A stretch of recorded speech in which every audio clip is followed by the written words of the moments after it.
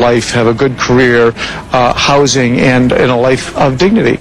Some of the families turn their back on them, and this is one way of our mentoring our youth and helping them. And it's like a big family. The older transgender take care of the younger ones, like a big happy family, and help them, put them in their wings. A lot of the girls maybe call Bambi and me as a mother figure. Because of that, we try to mentor and guide our youth. Many of us have been involved in the community for years, and this is a beautiful opportunity to continue to be involved in creating that change. Organizers of the Angels of Change project are very encouraged by the success and enthusiastic response to the program so far.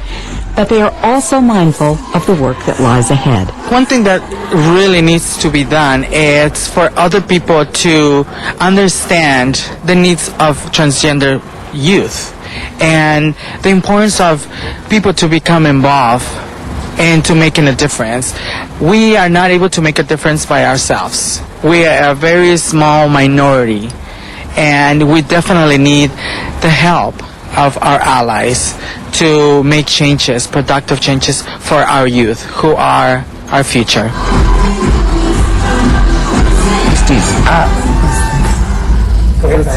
Wow, that sounds like an exciting evening. Congratulations, Bambi. You did a great job. Thank you so much. Wonderful. You guys mentioned earlier about some of the advocacy that you do in terms of assuring our services or giving us access to care and some other legal issues. What are some of the steps that you take to really empower the community itself? Jake? I think one of the things that we have been able to do is there are organizations that put together events like Trans Unity or the Transgender Leadership Summit, which will actually be coming up in spring and is organized by the Transgender Law Center. And it's a way for people who want to get involved in community, no matter what level they're at. They just kind of want to figure out what's out there for them, or they could be somebody with more experience in community activism. But a way to come out, learn skills, network, meet new people, and feel more empowered about themselves as a trans person, and maybe take home some skills that they can use in their day-to-day life, whether they're doing something on their own or whether they're working with a group. Here in LA, we have a couple of different active groups. Particularly, FTM Alliance is working on healthcare issues through its C3 campaign. Great organization. They're doing a lot of work. There's also, of course, other community organizations that are doing work around various issues. Trans Equality has been working on the marriage issues. There's also support groups like Gender Queer Revolution, or at my own facility, LA Gay and Lesbian Center, there's groups offered for coming out for trans folks. So those are really important first steps to take before getting involved in community activism. So kind of a gateway. Wow, great. What about you? What are some of the things you do to empower the people themselves? I'm currently working on expanding some of the transitional housings in downtown Los Angeles to include transgender men and women in those programs. And I'm going to be working on doing some grants, hopefully with LAMP, which is a program downtown that deals with transgenders, to see where we can get funding to implement new programs or improve the existing programs. And I am also, or I would like to see, to strengthen the community between law enforcement and the transgender community. And I'm trying to see if transgenders would be willing to volunteer with LAPD. And that gets an up-close and personal look at them. Sitting behind a desk, not taking out the trash, but sitting behind a desk, doing some paperwork non-confidentially in that arena. Would like to see that. I would love to. In different substations throughout the city. Wow. You brought up a good term that's a really hot house issue, and that would be affordable housing. In places where we see, development in lofts and market value domiciles in downtown, that must be a real challenge to advocate for affordable housing for this particular community. I guess it would be like advocating for any other community, but some of the old attitudes and prejudices must still be there. Maybe someone doesn't want to rent, even though it's against the law, you might still find those attitudes out there. And that's why I would propose that there are girls out there that have, Social Security. And guys.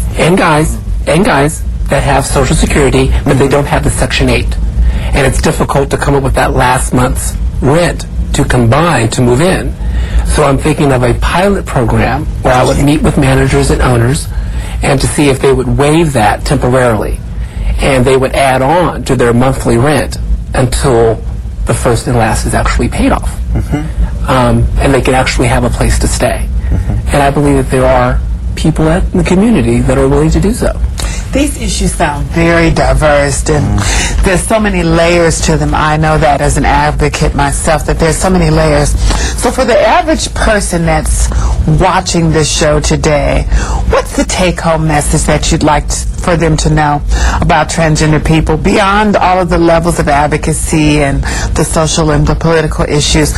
What's some very common, rubber hit the road things you'd like for them to know about transgender people, Bambi? I would definitely say that, it is important for them to understand that, our community is becoming empowered and that we're becoming organized, and for them to make sure that they are heard, for them to know that their voices count, and for them to know that their participation in the planning process and any type of process is important, and we need to, we need everybody's help to continue to grow in becoming more organized. Allies are definitely so important. Well, since you're on that, to your point, Valerie, Jake, I wondered if you could talk to us a little bit about how the straight community, what can we do? I mean, we're allies, those of us that are. Sorry, stop, just a moment. What'd I do? I identify as straight, so You should correct me on air. I'm correcting you now, in love. Oh, you stopped. I did stop. Oh, but don't stop the cameras. Oh, well, stop cameras. No, do not. Keep this going. Okay, because well, this is a misconception. well, then let's film cameras. I am a trans woman who identifies as straight. Word. Because, so if you say the straight community Right. and the trans community, Yeah. you've put me in like a refugee kind of status. So I'm a straight woman Okay. who is trans. So we are in that straight camp. We're in the gay camp. There's some transgender people who identify as gay as well. Okay. So it's not necessarily a good thing to merge sexual orientation with gender identity. Well, feel me? I'm a smarter Angelino because of your description. It was interesting because it's actually a question that I was handed. Oh, okay. And I should have known better because I've done whole entire plays about that. But still, and your point is well taken, what can we all do to be more supportive? Yeah. Maybe that's a better way to frame the question. Thank you. I feel so dumb right now. I think in terms of people who want to be supportive, want to be open-minded, look inside your own organizations or, your churches, your workplaces, and see how you can be more trans-inclusive and, willing to open up and have trans people feel comfortable in those environments. The National Gay and Lesbian Task Force has produced a booklet that you can get online about opening doors to transgender inclusion, which is wonderful. I encourage people to look at that. Letting people that they're affirmed in your spot and that it's a safe space for them is most important. And also coming out to transgender events. On November 20th, it's the Day of Remembrance. That's a day that's set aside every year to remember the names of the people who've been murdered because of anti-transgender hatred. Having people come out to those types of events. We're going to have one in West Hollywood next month, again on November 20th.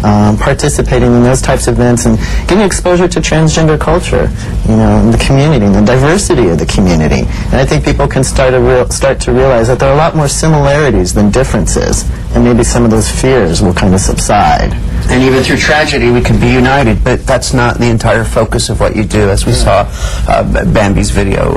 There's lots of celebration, but there's also the remembrance, as you said. Lots of challenges, lots of hardships, but lots of triumphs, lots of joy And lots of education. and friendship. Can I also add a little bit to that? We're just about out of time, but please go ahead. Just really for everybody to understand that we as trans individuals are also capable of doing anything. thing. So we are able to do anything, so give us the opportunity to That's a do good, things. that's a great point, Dana. It's not just how we can help you in those separations, but how also you help. Hook us up. Dumb guy like me. We are out of time, and as you see, there are many facets and how important it is to discuss these issues regarding the LGBT community here in Southern California. We're all richer Angelinos because of this wonderful community. Thank you for watching the program. I'd like to thank all of you for being here today. Valerie, my new sidekick. The Human Relations Commission, their mission is to help solve the city's challenges at the grassroots level. For more information or to get involved, here's what you can do. You can contact the City Human Relations Commission by calling 213-978-1660. That number again is 213 Transylvania 65000 978-1660. Or go to the Commission's website, www.lacity.org/HRA. Again, /HRA. Until next time, we invite all of you to get involved with your community. And remember, we are LA.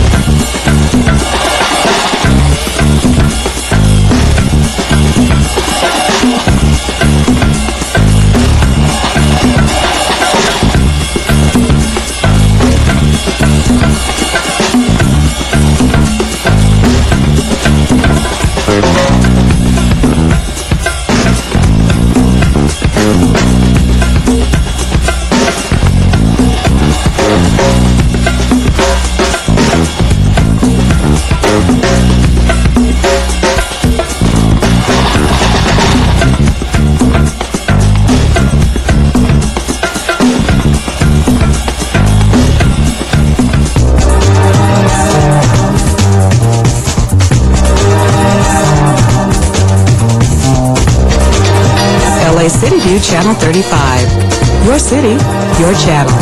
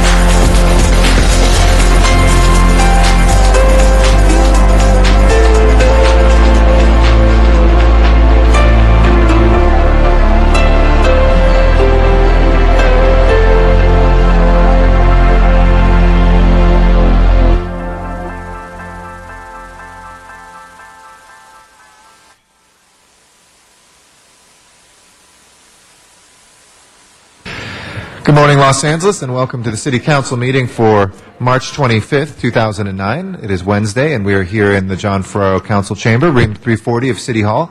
We meet here every Tuesday, Wednesday, and Friday at 10 a.m., and I want to welcome members of the public who are here today, as well as those who are on Channel 35 watching us throughout the city's cable system.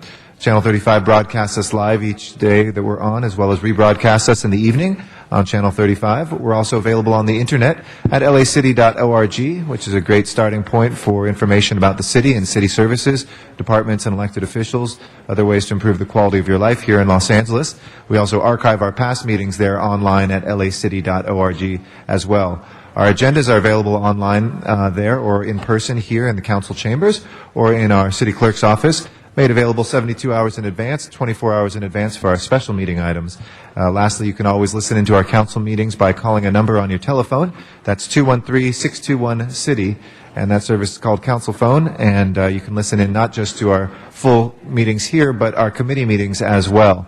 And those committee meetings are available online at lacity.org, where you can sign up for all sorts of notifications for different planning commissions, land use, and other committees of the council and of the city as well. I want to thank those council members who are here pursuant to council rules on time. Councilwoman Wendy Gruhl, Councilmember Tom LaBonge, Councilmember Ed Reyes, Councilmember Jack Weiss, and Councilmember Dennis Zine.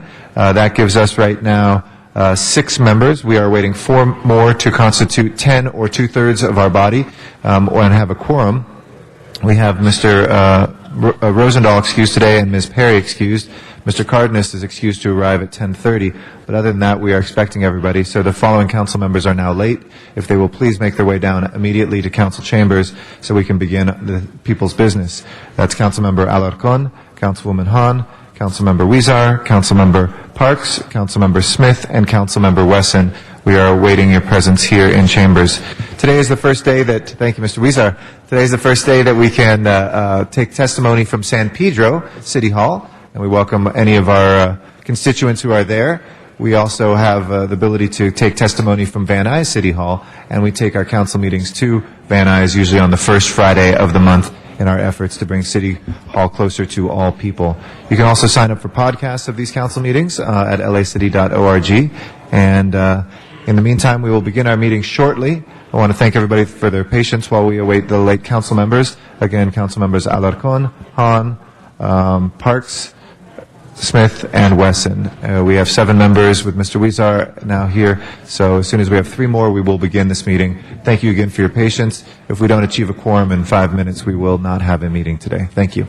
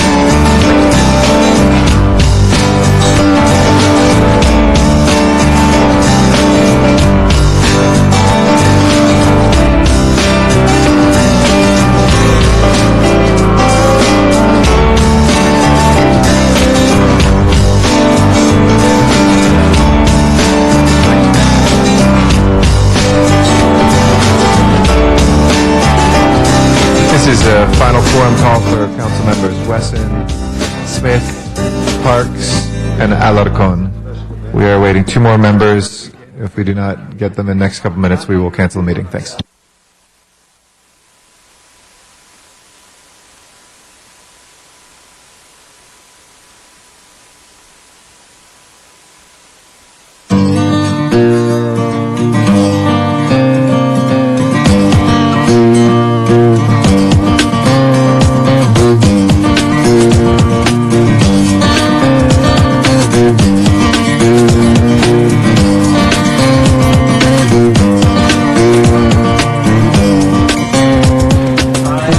Mr. Weston. Now we're just awaiting Mr. Alarcon, Mr. Parks, and Mr. Smith. Mr. Alarcon, Mr. Parks, Mr. Smith. We are awaiting your presence. As soon as you're here, we can begin.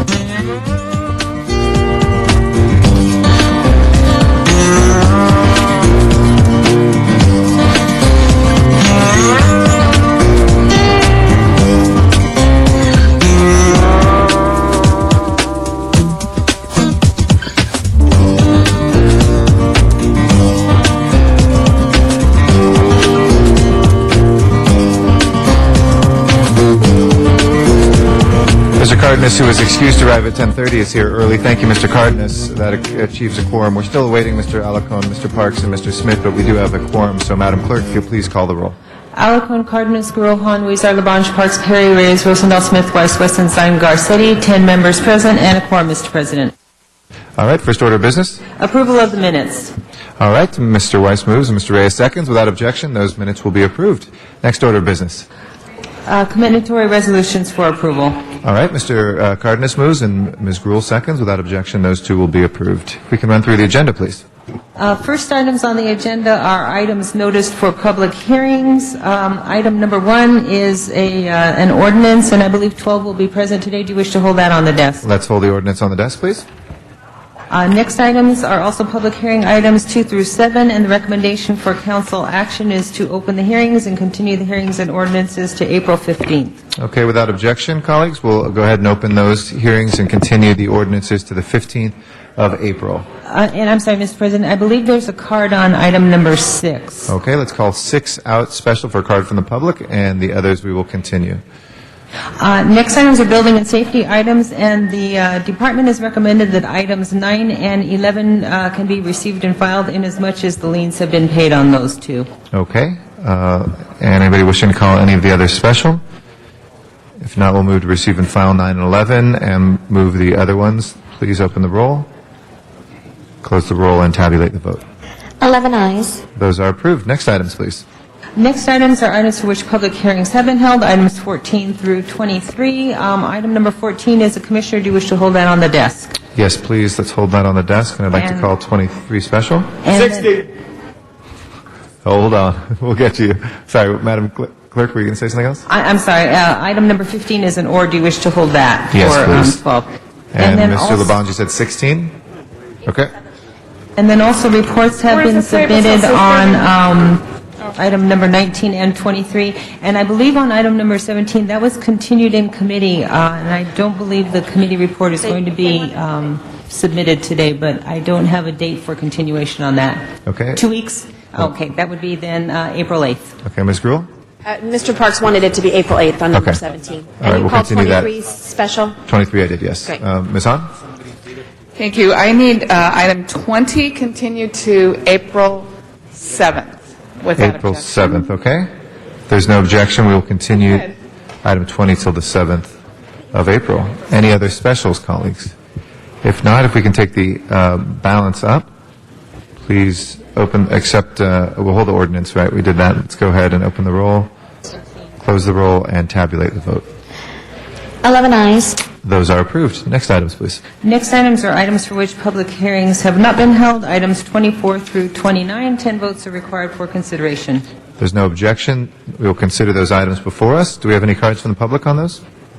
I believe there are cards on, I have 28 and 29, and I don't know if, and 25 and 26. Okay, we'll call those special for cards from the public. That leaves us with 24 and 27. Anybody wishing to call those special? Let's hold 24 on the desk till we have 12 members. Still waiting Mr. Alarcon and Mr. Parks. That leaves us with 27. We'll open and close the public hearing. Anybody wishing to call 27 special? If not, let's go ahead and open the roll, close the roll, and tabulate the vote. 11 ayes. Those are approved. Next items, please. The next items are the closed session items 30 through 33. Do you wish to hold those on the desk? Okay. Does anybody wish to call 31 or 33 out for hearing in closed session? Or 32? Mr. Zine? No, on items 30, we're just looking at closed session items. I just want to make sure, because I know that you take a particular interest. I was moving 31, 32, and 33. Okay. Mr. Garcetti. Yes, Mr. Labange? Have I ever made a mistake? You've never, but today was the first day. The first 18, I meant to call special. Okay, we'll reconsider that leasing. in just a second. Yeah. We'll do that in just one moment.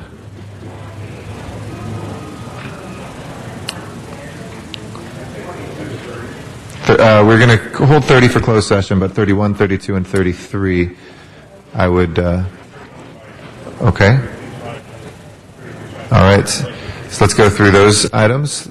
31 first. Okay, that is settlement Dennis Colville versus City, and that's a workers' comp, and the total settlement is $206,512.31. Okay, is there any objection, colleagues, to that? Let's go ahead and open the roll, close the roll, and tabulate the vote. 11 ayes. Okay, next item, that is approved. 32, please. Next one is 32, that's also a workers' comp, Andrew Teague versus City, and that's in the amount of $807,634.20. Okay, let's go ahead and open the roll on that item, close the roll, and before close the roll, Mr. Parks is here if you want to add him to the, and tabulate the vote.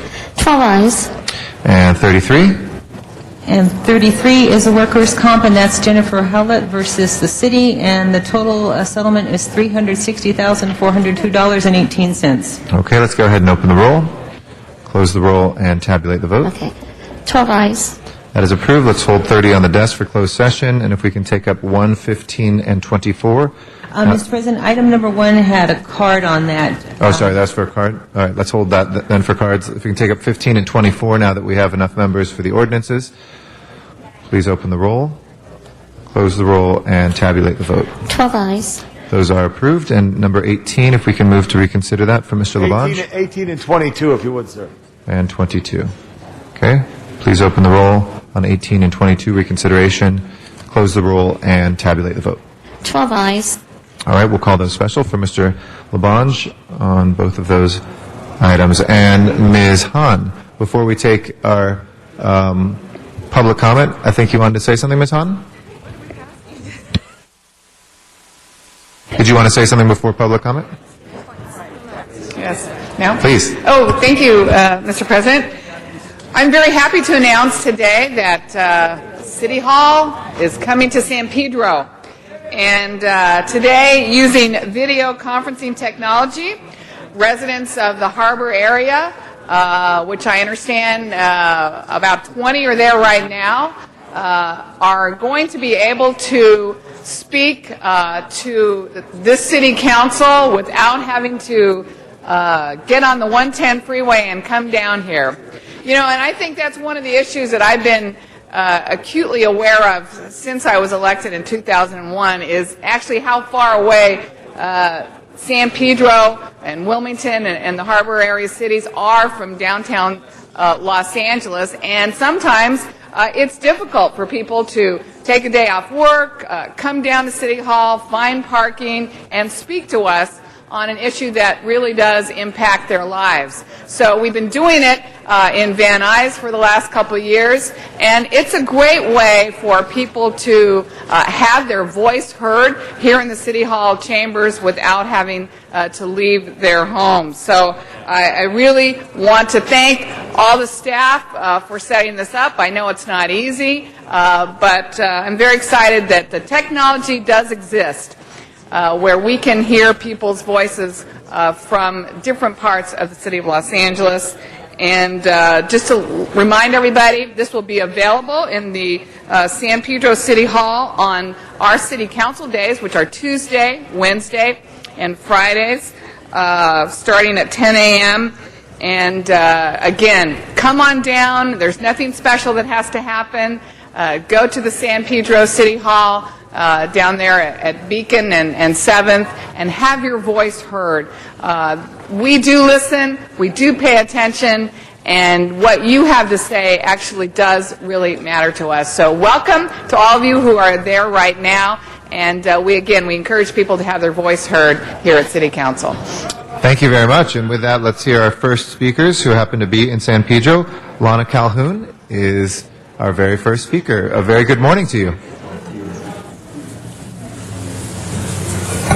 Good morning. I would like to thank the council and the city of Los Angeles for helping to promote a year-long initiative that's being organized through COPE Preparedness. My name is Lana Calhoun, and I'm the founder and director of a nonprofit in the Harbor area. And our vision is promoting emergency preparedness through proactive community outreach. And we've been organizing, like I said, a year-long initiative, and we're very pleased that our kickoff for this event is going to be on April 4th, and the Honorable Councilwoman Janice Hahn is going to be there to kick off our event. Our keynote speaker is Dr. Lucy Jones, and we have some very notable LA City participants on our panel of experts, including James Featherstone, General Manager of the City of Los Angeles Emergency Management Department, who has been a very strong partner in planning this event, as well as Captain Jeff Elder from the LA Fire Department, and Red Godfrey from the American Red Cross, and INLA. We're also very pleased that the Port of LA is sponsoring this event, and we have confirmed 80 participants, which are all community leaders, presidents from our local chambers, presidents from our neighborhood councils, homeowners associations, Neighborhood Watch, nonprofits, and a lot of community groups. The title of this Phase 1 is Opening the Dialogue. Phase 2, which will be sometime in July, is Getting Down to Business, where we want to bring in all of our businesses to help coordinate emergency operating plans. Phase 3, which will probably be in October, is going to be connecting all the dots, again, pulling our communities together into a cohesive plan.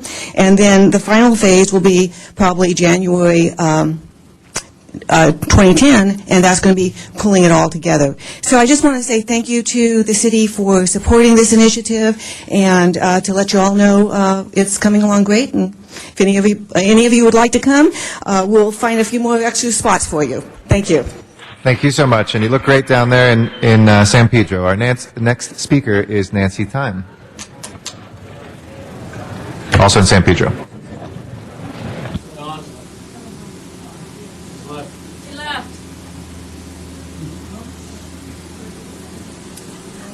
She had to leave. No so problem. You can call the next speaker. Is Judy Carnes there?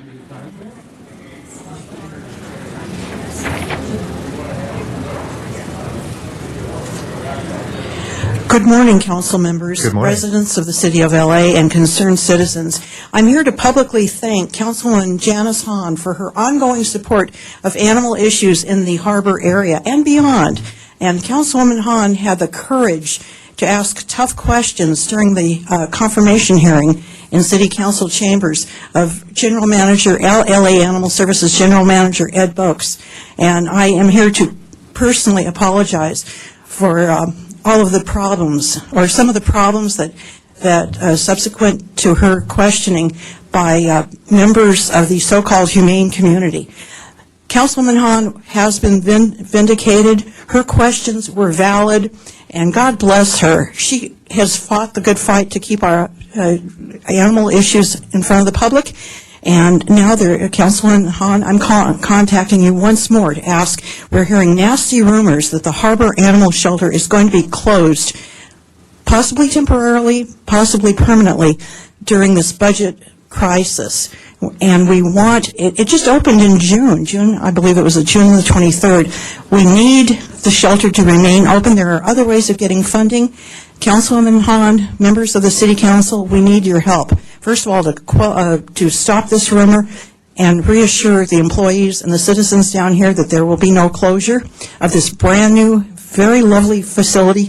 And just, again, thank you for all the city council members who have had the courage to address the spay-neuter issue that it will be heard on Friday. Thank you. Thank you very much. And the one, the only, Camilla Townsend is our next speaker, also in San Pedro.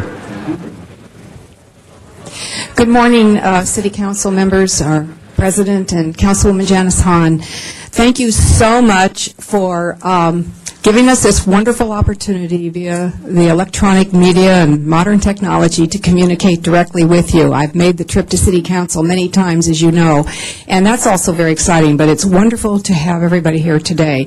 We have representatives from Harbor City Neighborhood Council, the San Pedro Neighborhood Councils, the Community Redevelopment Agency, and other organizations here, and each of them are going to have something to say to you. But I'm here speaking on behalf of the Harbor Area Planning Commission, which I'm a commissioner, San Pedro Chamber of Commerce, the Arts, Cultural, and Entertainment District, and the Business Improvement District. All of these projects became viable and in operation because of your approval, and we truly appreciate your efforts and your support of what's going on in San Pedro. This is not the last you're going to hear from us. And as Councilmember Garcetti knows, we did make an impact on our trip in Washington, D.C. last week. So I'll turn it over to our other members of our group.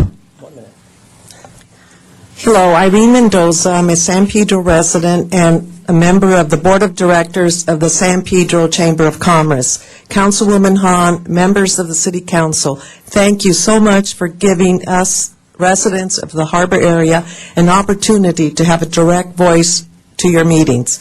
Not only San Pedro, but also the communities of Wilmington, Harbor City, and Harbor Gateway. Thank you. Council members, I'm Doug Epperhart from the Coastal San Pedro Neighborhood Council. I would just point out to you that it's 100 years ago that San Pedro was subsumed into the city of Los Angeles. And now here we are in the 21st century, and we can see you without having to go downtown. It's a great time. Bye-bye. Good morning. I'm Diana Nave with the Northwest San Pedro Neighborhood Council, and we're just so happy that we have this opportunity now to communicate live rather than having to drive downtown. Thank you very much. Thank you. Thank you, and thank you. We have your cards here. That was Irene Mendoza, Doug Eberhardt, and Diana Day. Next we have Rick Nightingale out in Van Nuys, and then we'll come back to Lucille Caruso here in Council Chambers. Yes, good morning. Rick Nightingale. This is regarding, I don't know if it was yesterday or today you're coming out with, about the city with the annuity and so forth for the retirement. I brought it up before. I talked to you, President Garcetti, about it, and I appreciate the time you took with me. But I don't understand if you're going to try to get out of this deal that you are in charge of it or whatever. It's just not fair that everybody else lost in the stock market. I'm really sorry. I lost. I mean, you know, I have an annuity. Thank God it don't have to do with too much of my pension because I don't collect it till I'm 70, but that's immaterial. But, I mean, why do the city have to make up the difference for other people that did it? I mean, my sister works for Lockheed. She lost $150,000. My brother lost $350,000. So I don't understand that nobody else makes up from us, but from everybody in the city, it's like a gingerbread. I mean, like, you can't go wrong. I mean, like, hello, they turn around and I don't care what you do with it as long as I'm guaranteed my money. It's just not fair that you have to get out of the banking business. If you take the interest out of it, then they're going to get you to say, well, you can't take our money of the interest, so why are you in it in the first place unless it's a power struggle with money? Money is power. That means if you got those billions and billions of dollars sitting in an account, you can use it as leverage. I'm not saying you're borrowing it against it. You're using it as leverage to turn around and do what you want with other banks and so forth. That's the only reason you would be in that type of a situation is to get it for the leverage. And I believe that just what Mr. Alicon did before that I read in the paper. And I believe that completely, no matter what anybody says. So I think you ought to get out of it. So why do we have to pay 1/3 of what they lost or 1/4? It's not fair. That's billions of dollars that it's just not fair that we have to pay for it. Thank you. Thank you. Lucille Caruso is our next speaker, and she is here in Council Chambers. After that will be Dr. Clyde Williams, also here downtown. Good morning. Hi. Can you hear me? Can you hear me okay? Yesterday I was here and I handed in 2 cards. One was public comment and one was on item number 18. And sometimes I think that like history repeats itself. I'm not being, I just wanted to tell you this story. Last Friday I was here on women's rights and I got the 1998 handbook. I was talking about transportation and women's physiology, how I had to refuse jobs from about 2003 till about now. Sometimes I got jobs. I don't want to get into that part of it. And I said it's 60s. And I mentioned in the 90s when I lived here, it wasn't like that. And I mentioned 2003 because before I came out here in 2003, I was at a town hall meeting with Congressman Jesse Jackson Jr. and we were talking about transportation on the south side of Chicago and why north side and south side were different. And I had done a lot of heavy research on ERA with the old Senate office building handbooks, status of women, copies of original documents with various law firms, Marilyn Thompson, Governor Thompson, former Governor Ryan Lee's Secretary of State. There was a 1967 Colgate-Palmolive case that was started in Chicago, remanded to the state of California, back to Chicago on labor and standards. I wish I could finish this. I'm going to talk really fast as I can. What it said in that book was there was no representation on the south side of Chicago regarding transportation. And I mentioned that to Congressman Jesse Jackson. Now, yesterday I was here on item 18 with transportation. My card was in. I wasn't heard. I just think that something parallels that same thing. Thank you. Dr. Williams is our next speaker. After that will be Leonard Wayne Rose Jr. Hold on 1 second. You're actually on deck. So Dr. Clyde Williams is next, and then you're on deck, Leonard. Is Dr. Williams here? Dr. Williams? Okay, Leonard, I'm sorry. Come on back up. He seems to have stepped away. And after that will be Zuma Dog.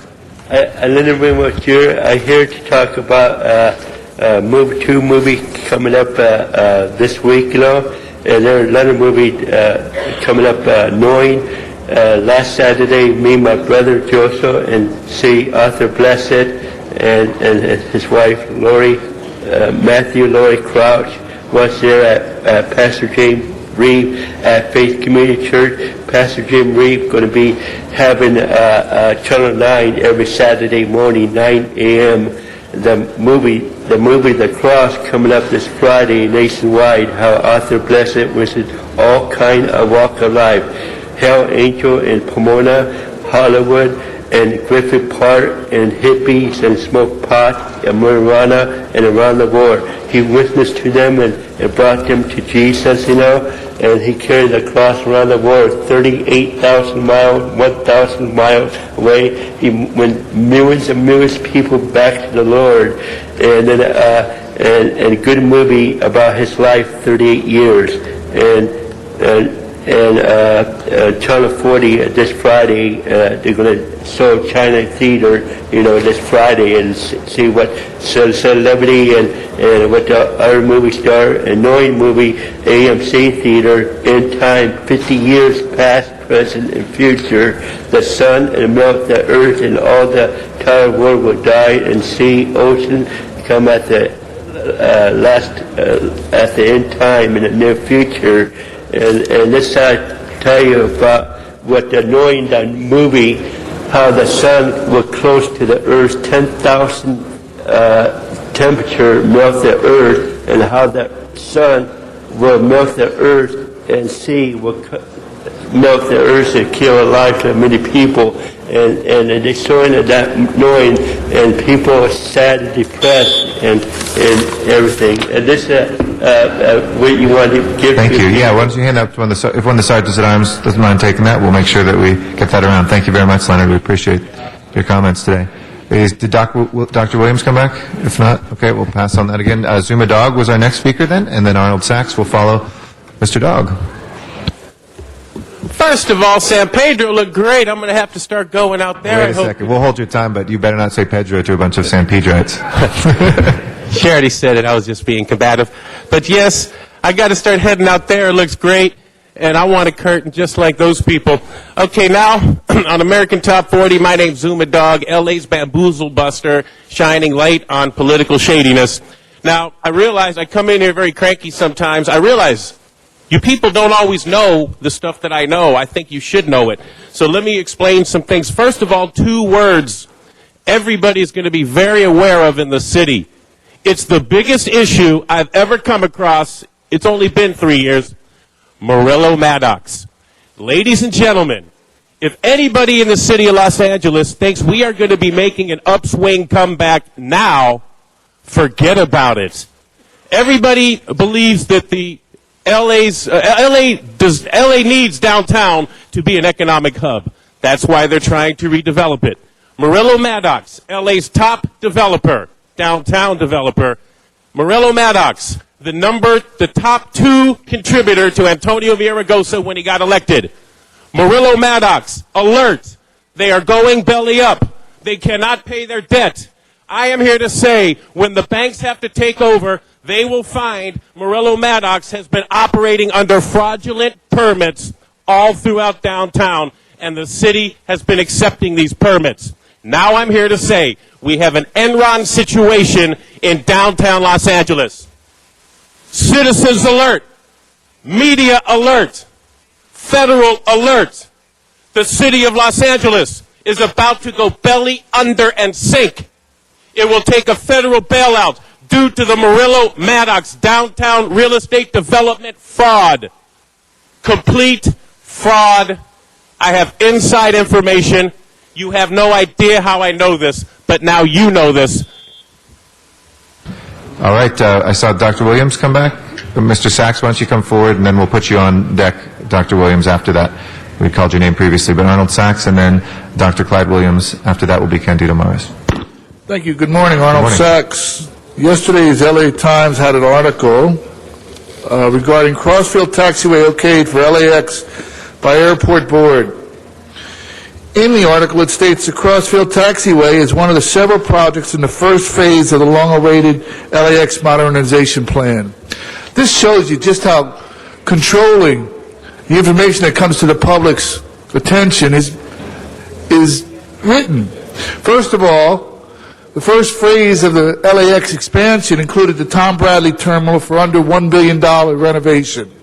The Midfield Concourse, a new terminal for approximately $1.2 billion in renovations, and the South Runway upgrade for about $750 million. Total cost about $3 billion. The work that's stated in the article, including this Crossfield Taxiway, which had to be introduced because of the timing schedule, because of the lax attention paid by the board and the council to the fact that, hey, these large airplanes are going to be flying in the air, and if we don't have facilities for them, they won't land at LAX.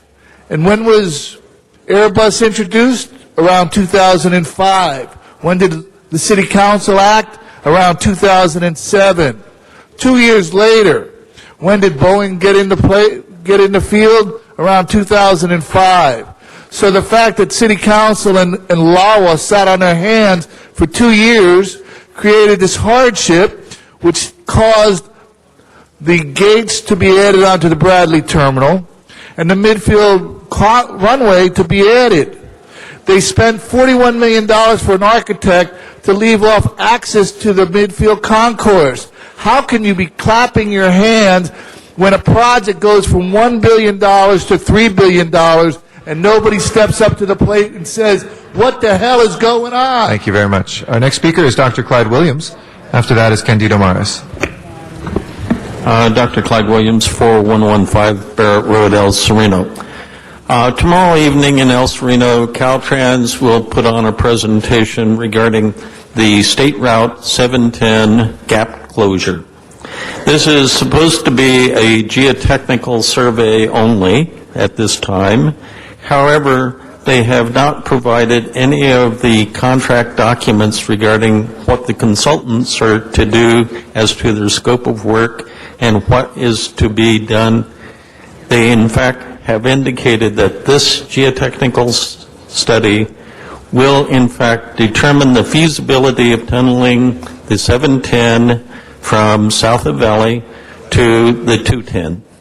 However, the distribution of borings clearly shows that the old 1990s western variant that South Pasadena had proposed will probably be the final, most feasible, most practical alternative. El Sereno will suffer the construction impacts and the risk due to collapse and fire in these tunnels.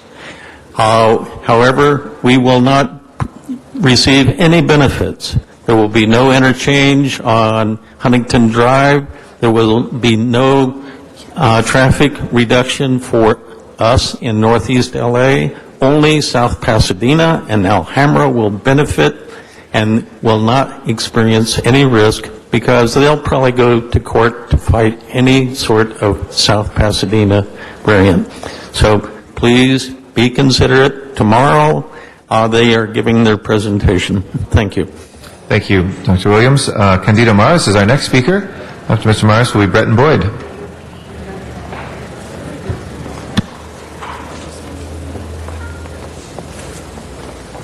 Good morning, Mr. President, council members. Good morning. My name is Candido Maris, and I am the president of the CUP Committee, the Citizens Unit for Participation on Housing and Urban Development. With me today is Becky Benison. She represents the 12th District.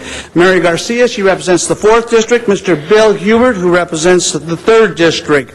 The main function of the CUP Committee is to review and comment on the consolidated plan and the federal funding that comes into the City of Los Angeles. We also hold public meetings where we hear from the public in regards to the concerns they have about the changes that may take place in the funding. At one of our public meetings, we had a group called Hilltop, and Mr. Garcetti, they are from your group. They are outstanding. They should be a model for the entire city. Also, we have a group here from the East Valley Senior Center. We hope that you allow them to speak right after I speak, and so that you can hear what their comments are. Do we have cards filled out for everyone? Yes, sir. Yes, sir. Okay, They do great. have their Then I comments. probably have them right here. Yep. Just like in San Pedro, they can... Well, again, we just want to have you hear their comments, and our concern is that the CUP is being considered to eliminate the CUP. The CUP is mandated that we be a part of the hearings and the funding process, and we hope that you'll consider that we have been here for many, many years, and we've tried to do our job to represent the public. So with your permission, Mr. President, I'd like some of these individuals to speak. Sure. We have, is Bretton Boyd here? No, like in San Pedro. Is Bretton Boyd? Yep. Council, ladies and gentlemen, my name is Don Little, and I head up the housing... I'm sorry, hold on 1 second, sir. We don't seem to have any cards for you guys. Can we make sure that we have cards filled out, Mr. Maris? Yes, we do. On general public comment? Yes, sir. Okay. We seem to be missing. If the sergeants at arms could try to find those cards, that would be helpful. Just say your name again, sir. We just have to make sure we have them in the public record. Don John. Little, John Little. Thank you. Go ahead, sir. All right, I'm the housing director for East Valley Senior Center, and my particular job is to find housing for seniors, low-cost housing that they can fit into their budget, which is normally Social Security. About 4 or 5 months ago, I noticed a spike, and the number of people coming in to see me was increasing a lot. We had a number of people coming in for food, various types of help. I started noticing that many of these people were saying that they were living in motor homes. I then started looking around and found that there were motor homes lining the streets in the San Fernando Valley and in other parts of the city. Hundreds of them. In fact, my guess is that in the valley alone there's over 1,000 motor homes out there with people living in them. Each of these people have unique problems. They have physical problems.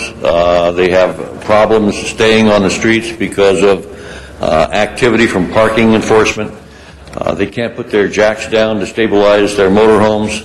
They can't have heat at night. They can't have lights on, so on and so forth. And it's cold. So what I've been trying to do is come up with some lots around the city of Los Angeles, lots that are not being used for much of anything, to use to put these motor homes on. Fees could be charged. Facilities could be put in for use, Andy Gumps, things of that nature, and get them off the street. I've talked to these people. I've identified about 30 of them in the valley, knocked on their doors and talked to them. Pardon? Channel 7 has covered this. They did an article on it last week. They're going to do 2 more articles on it, I understand. Los Angeles Times and the Daily News have both done articles on homelessness. This is just one step closer to homelessness for senior citizens. And I'm trying to find a way of getting them in a position where they have a little stability. They don't have as much fear. They're safer. And that's it. Thank you. Okay. Okay. I'd like to... Thank you. I'm sorry to cause trouble. The guard over here doesn't have any of the cards, and we don't have any cards over there. So who did we hand them to? Mr. Morris?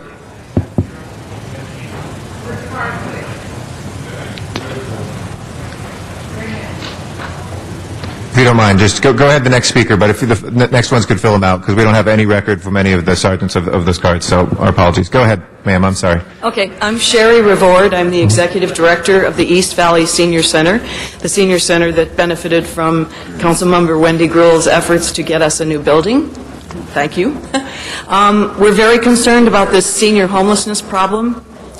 They're not on the street, but they're living in their motorhomes, they're living in their cars, they have what's left of their belongings in their trunks or in pods on top. They come to our dining room and we give them nutrition, but these people need a safe place to park if living in their vehicles is their only choice. So we're talking to the people at CUP. If we could identify a lot that could be used for this purpose, where these people could have some security, some safety, and some sanitation available to them. My parent organization, Valley Interfaith Council, will come up with a plan once a lot has been identified. So we hope that you take this issue seriously and help these people. There are so many issues complicating their lives. They've been destabilized either by an upside-down mortgage or a medical emergency. They have their motorhomes regularly broken into and vandalized. It is not a good situation for our seniors. Thank you. Thank you. And before the next speaker, Mr. Morris, will you hand them the cards so they can fill them out? I'm sorry, we just need to have that for the record. We can't do it on a single card. Yes, Mr. President, but the two that are going to speak now from Hilltop, they did turn those in. So okay, we don't have them. If you guys don't mind just filling them out again with your name on them, that would be great. And as you come forward, while the people are waiting, they could do that while they're waiting. Thank you very much. I appreciate that. Why don't you come forward and the next person can fill out his card while we're waiting. Thank you. Hello, my name's Matthew Kennedy. I did fill out a public... I have one for you, Mr. Kennedy. Okay. You did. I'm here as a concerned parent of Hilltop Nursery School, and I'm here as a member of a broader coalition for community ownership that is a partnership of small businesses and nonprofits that are under the Neighborhood Action Program that will be adversely affected by the Community Development Department's redesign of the Human Services Delivery System.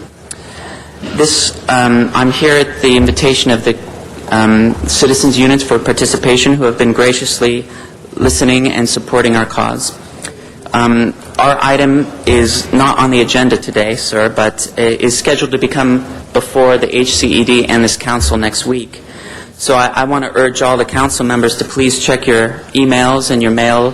Talk to your field deputies, as we have sent numerous correspondence in the form of letters and emails in regards to our situation.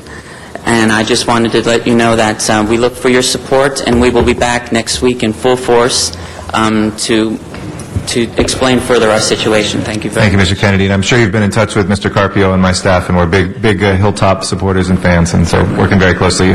Next person that come forward? Thank you. Council members, my name is Bretton Boyd. I am we had yours, Bretton. Sorry. My apologies. Yeah. I'm a parent at Hilltop as well, and I'm just here to say much similarly to Mr. Kennedy that we're organized and we wish to present our case, that we're a unique model that's serving the diverse needs of Los Angeles, and I'll be seeing you next week. Great. Thank you very much. Appreciate it. Mr. President, thank you very much Thank for you. your time. All right, our next speaker is Chuck Tenon. After that will be Sherry Revord. Sorry? Oh, you were Sherry. Got it. We had for some of them, I'm sorry. That's why I tried to call them in order, and I know that other folks wanted to go in different order. Okay, thank you. Mr. Tenon is next. Council President Garcetti and council members, President Obama is aggressively leading an assault on changing these economic hard times that he promised when he was elected, on housing, lending, loss of jobs, foreclosures, and he's not backing off on his road to recovery campaign to help the people. This city needs to follow in his footsteps on items also preventing gang violence, kids getting shot, and loss of jobs and more. The economic recession is sucking out our city's existence and dragging the people down with it. You can thank those greedy people on Wall Street that squandered our monies and our lending institutions that we entrusted with our money. The city needs to follow in Obama's footsteps in these times of uncertainty and fear. All of us face the loss of our savings, higher taxes, loss of housing, foreclosures, and evaporating home values.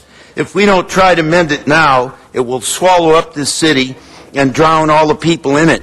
Noah had the right idea when he saw a disaster coming. He built an ark and put his family and his life savings on board and sailed away to a safer environment. We don't have to sail away. What we need to do is turn the city around by building an ark that's big enough for all of us to ride out this economic crisis until the water subside. We can survive. And I want to commend Councilman Jack Weiss for coming to Janice Hahn's Watts Gang Task Force. He said he would come. He came, and his support of the organization, it should be in every district in this city. And also Tony Cardenas for coming and offering his support. Councilman Herb Wesson and Wendy Gruhl today told me that they would come to a meeting personally to show their support. Thank you. Thank you. Our next speaker is Damon Azali. And after Mr. Azali will be Maritza Galvez. Very good morning. Good morning. My name is Damon Azali. I'm with the Labor Community Strategy Center, and we had a press conference outside of the new Parker Center this morning to really encourage members of the council, the mayor, to come back with a budget and over the next couple months that actually prioritizes social safety net programs, social survival programs, and not more police. Over the last 4 years, the police budget has risen by about $500 million. To now, it's now $2 billion. When we look at over the next 3 years, when there's potentially a $1 billion deficit and shortfall, what we think is the most important thing that we can cut, not jobs, not mental health services, not the things that we need, but we think we should start with a 10% cut in the police budget.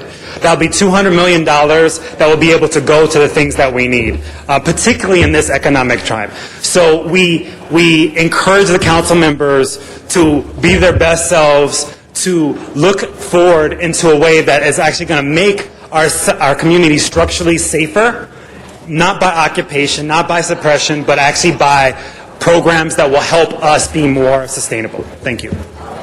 Thank you. Maritza Galvez is our next speaker. Good morning.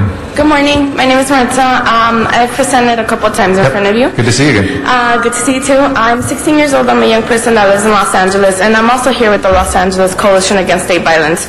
We recently had a press conference a couple minutes ago, and I want to go over a couple of the demands that we have.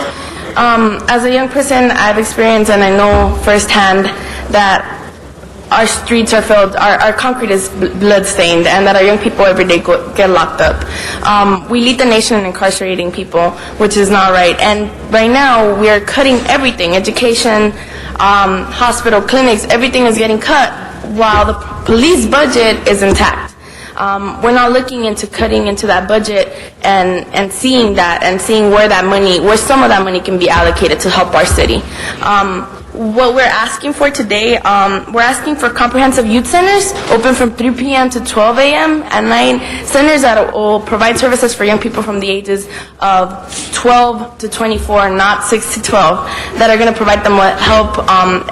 The best way to get a young person out of trouble is by getting them something to do, giving them something to do. Centers that will provide jobs and education for them and something to do. We're asking for a job for every young person that comes out of City Hall, that comes out of, juvenile hall, that comes out of camps, that comes out of detention and prisons. We're asking for every dollar you spend to lock a young person up, spend an equal or greater amount on alternatives to incarceration, community-based owned and operated alternatives. This is what works. Many states have done this. We need to do this. Not only are we facing a financial crisis right now, but our city is, it's an embarrassment that such a big city cannot handle these problems. You as adults have all the power to make these changes and support us. This is what we're here for. We ask you that you support us. Thank you. Thank you very much, Maritza. Okay. Hamid Khan is our next speaker. And then Kokai Kwa Jitahiti. Good morning, council members. My name is Hamid Khan with the South Asian Network. Some of our colleagues from the coalition are visiting your offices right now and bringing information that you should be looking at. In the next few weeks, you will be discussing the budget, but unfortunately, the early signs are not very encouraging at all.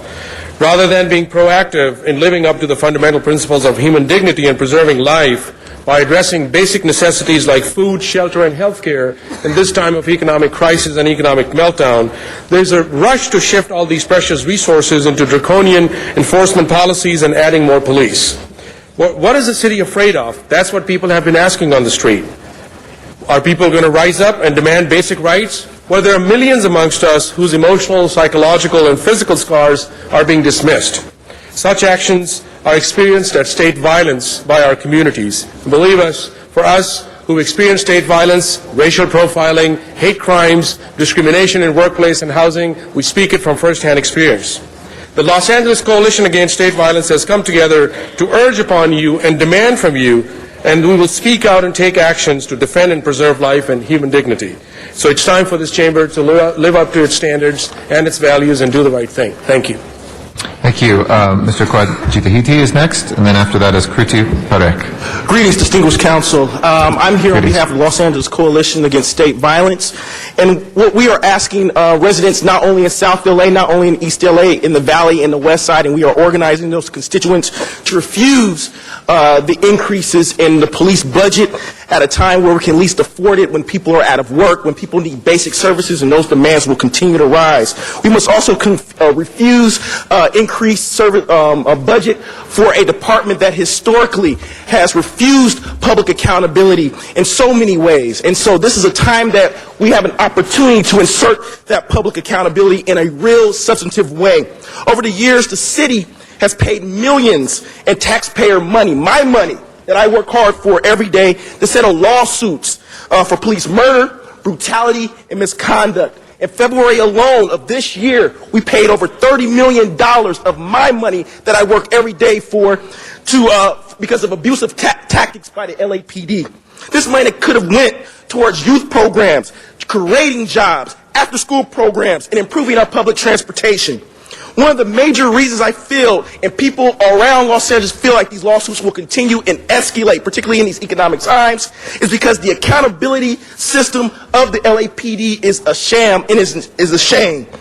Officers, although we do not say that all officers are bad, but we cannot continue with the system of only police officers holding other police officers accountable.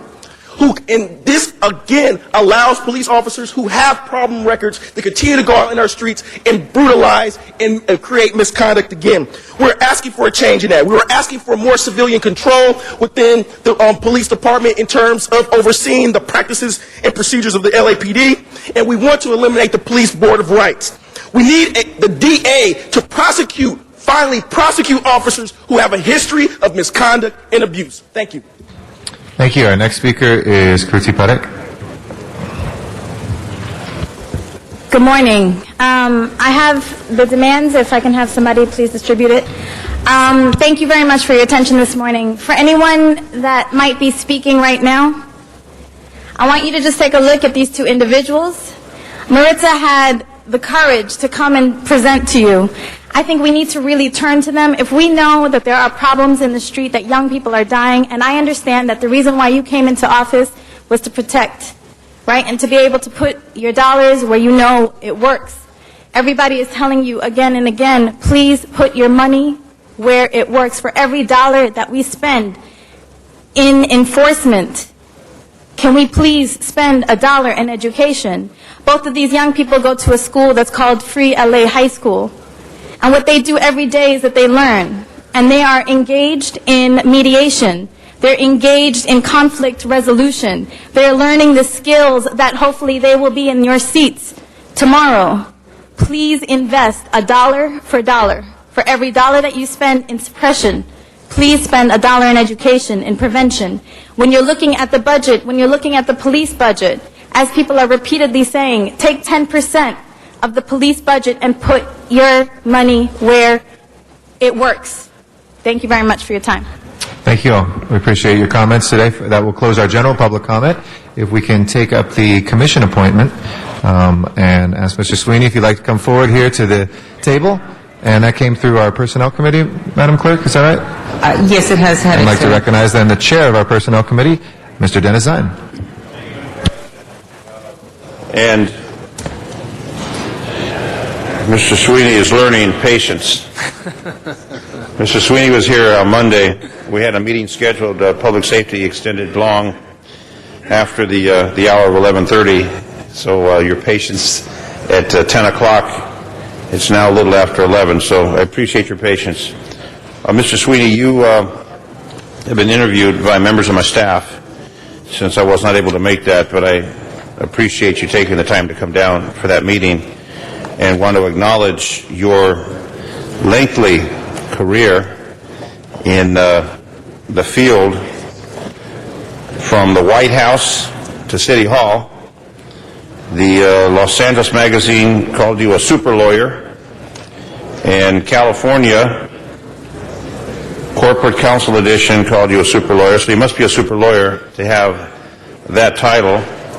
And you currently handle business disputes, employment cases, unfair business practices at your current firm. So you are well qualified for this position on this commission. Can you give us a little insight into how you're going to apply all that knowledge and all that schooling from Mr. Smith, who I'm sure vote for you since you went to SC,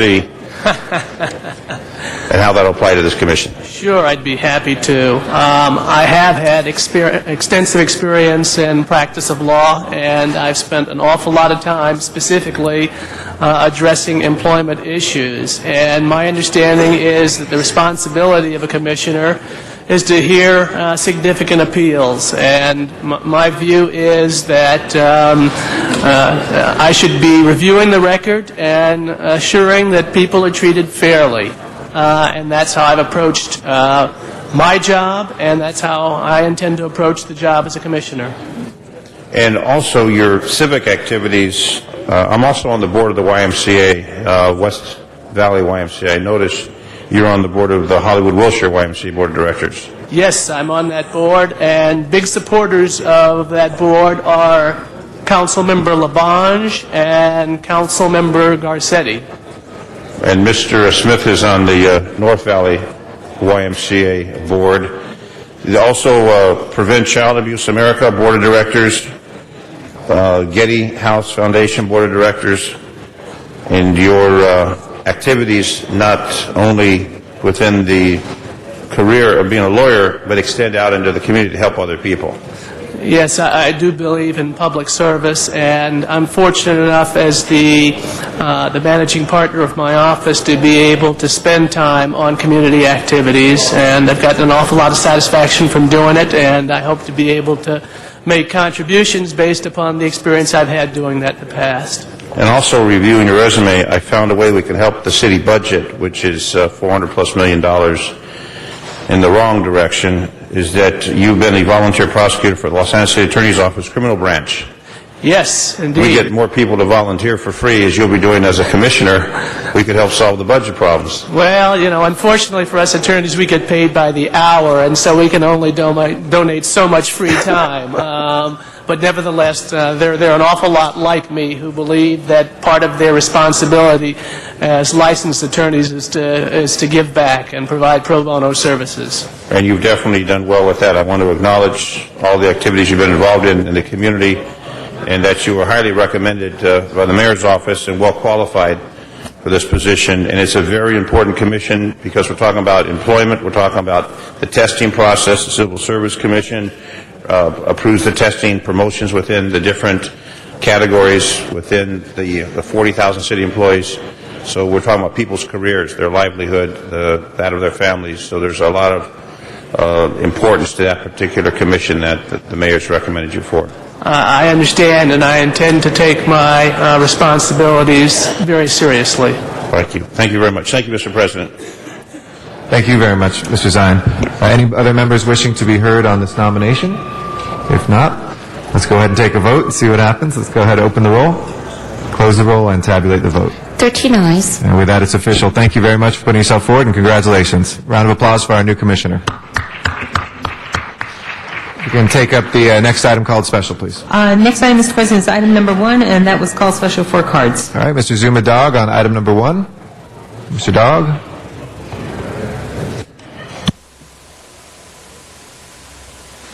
Pass on this one. All right, the speaker waves, and with that, let's go ahead and open the roll, close the roll, and tabulate the vote. 13 ayes. Next item, please.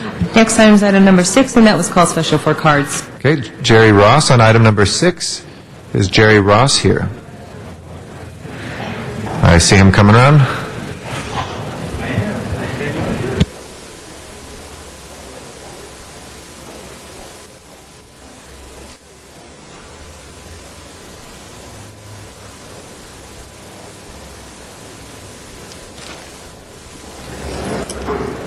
Good morning, Go ahead. Good morning. ladies and gentlemen of my city council. I'm here to protest against the proposed improvement and maintenance of the 600 Sweetser Avenue and Clinton Street lighting district, and I'm protesting on the basis of a major credibility gap with the Bureau of Street Lighting. I'm just going to give you 2 examples, and I am going to be brief. This is from the ballot that went out to the property owners, requesting a vote yes or no, approval, disapproval of the street light. It is totally wrong. There are missing lights. The proposed light is in the wrong location. How are people supposed to vote yes or no if they're given false information? This is the actual lighting plan. It is full of errors and misinformation as well. I am delivering my ballot to the Ramirez address today, and this is the letter that I've clipped to it. I have not marked the attached ballot yes or no. I'm aware that as the developer I'm required to, in good faith, mark yes in favor. However, at this time it would be bad faith for me to do so. At the Board of Public Works hearing of March 23, 2009, that was last Friday, Monday, this Monday, it was ruled by the board members that the Bureau of Street Lighting was overcharging me and must provide certain accounting information. Thank you, Mr. Cardenas, for that. That information has not yet been provided. At such time that it is, and after reviewing it, I will be able to make an informed vote, and I will vote accordingly. The same credibility question extends to the need of a street. That's it? Go ahead, you can conclude. Street light at all. Based on their lack of credibility on accounting and billing, there's a distinct possibility that the same credibility gap exists to even the need for a street light at the location of the, and I'm requesting detailed proof. The same detailed proof required for their accounting and billing should be required and provided in regards to the need of a street light at the location, and this matter be kept open until that information is provided. Thank you very much.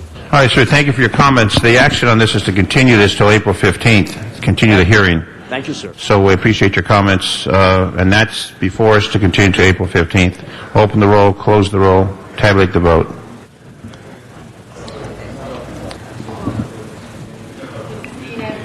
Unanimous vote? No, you just It continue. goes. And Mr. Garcetti, you have item 23? Yes, please. If we could take 23 out of order if there's no objection. And if there's any public comment cards, I'd like to, I think there's a few. Like Number 23, Mr. Garcetti? Open the public hearing briefly. You want public hearing first? Sure.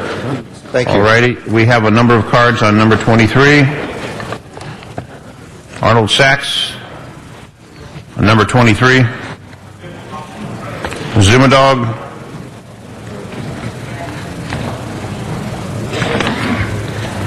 And there's a few more after that. Yes, good afternoon, or good morning, Arnold Sachs. Very quickly, isn't Film LA the group that's behind this filming policy or attempt to reinvent the filming policy? Weren't they the corrupt organization that the head of the Film LA was holding meetings and pretending that people were attending, or he was listing council members as attending the meetings back in the last administration? Didn't they get pulled out or called out on that? Wasn't the head of the Film LA group convicted of some kind of fraud? I'm pretty sure that that was the organization, and he was putting down council members as attending meetings, and I also believe he was using supervisors' names as attending meetings. You keep shaking your head, Mr. Smith, Councilman Smith. No. So it was a different organization. It wasn't Film LA. Could you clarify that? Mr. Sachs, could you direct your question? Thank you. Ms. Zumadog. Well, he's shaking his head. Next up, Zumadog. Just direct your questions toward the... Yes, I won't be making any questions. I'll be issuing statements as per the Brown Act.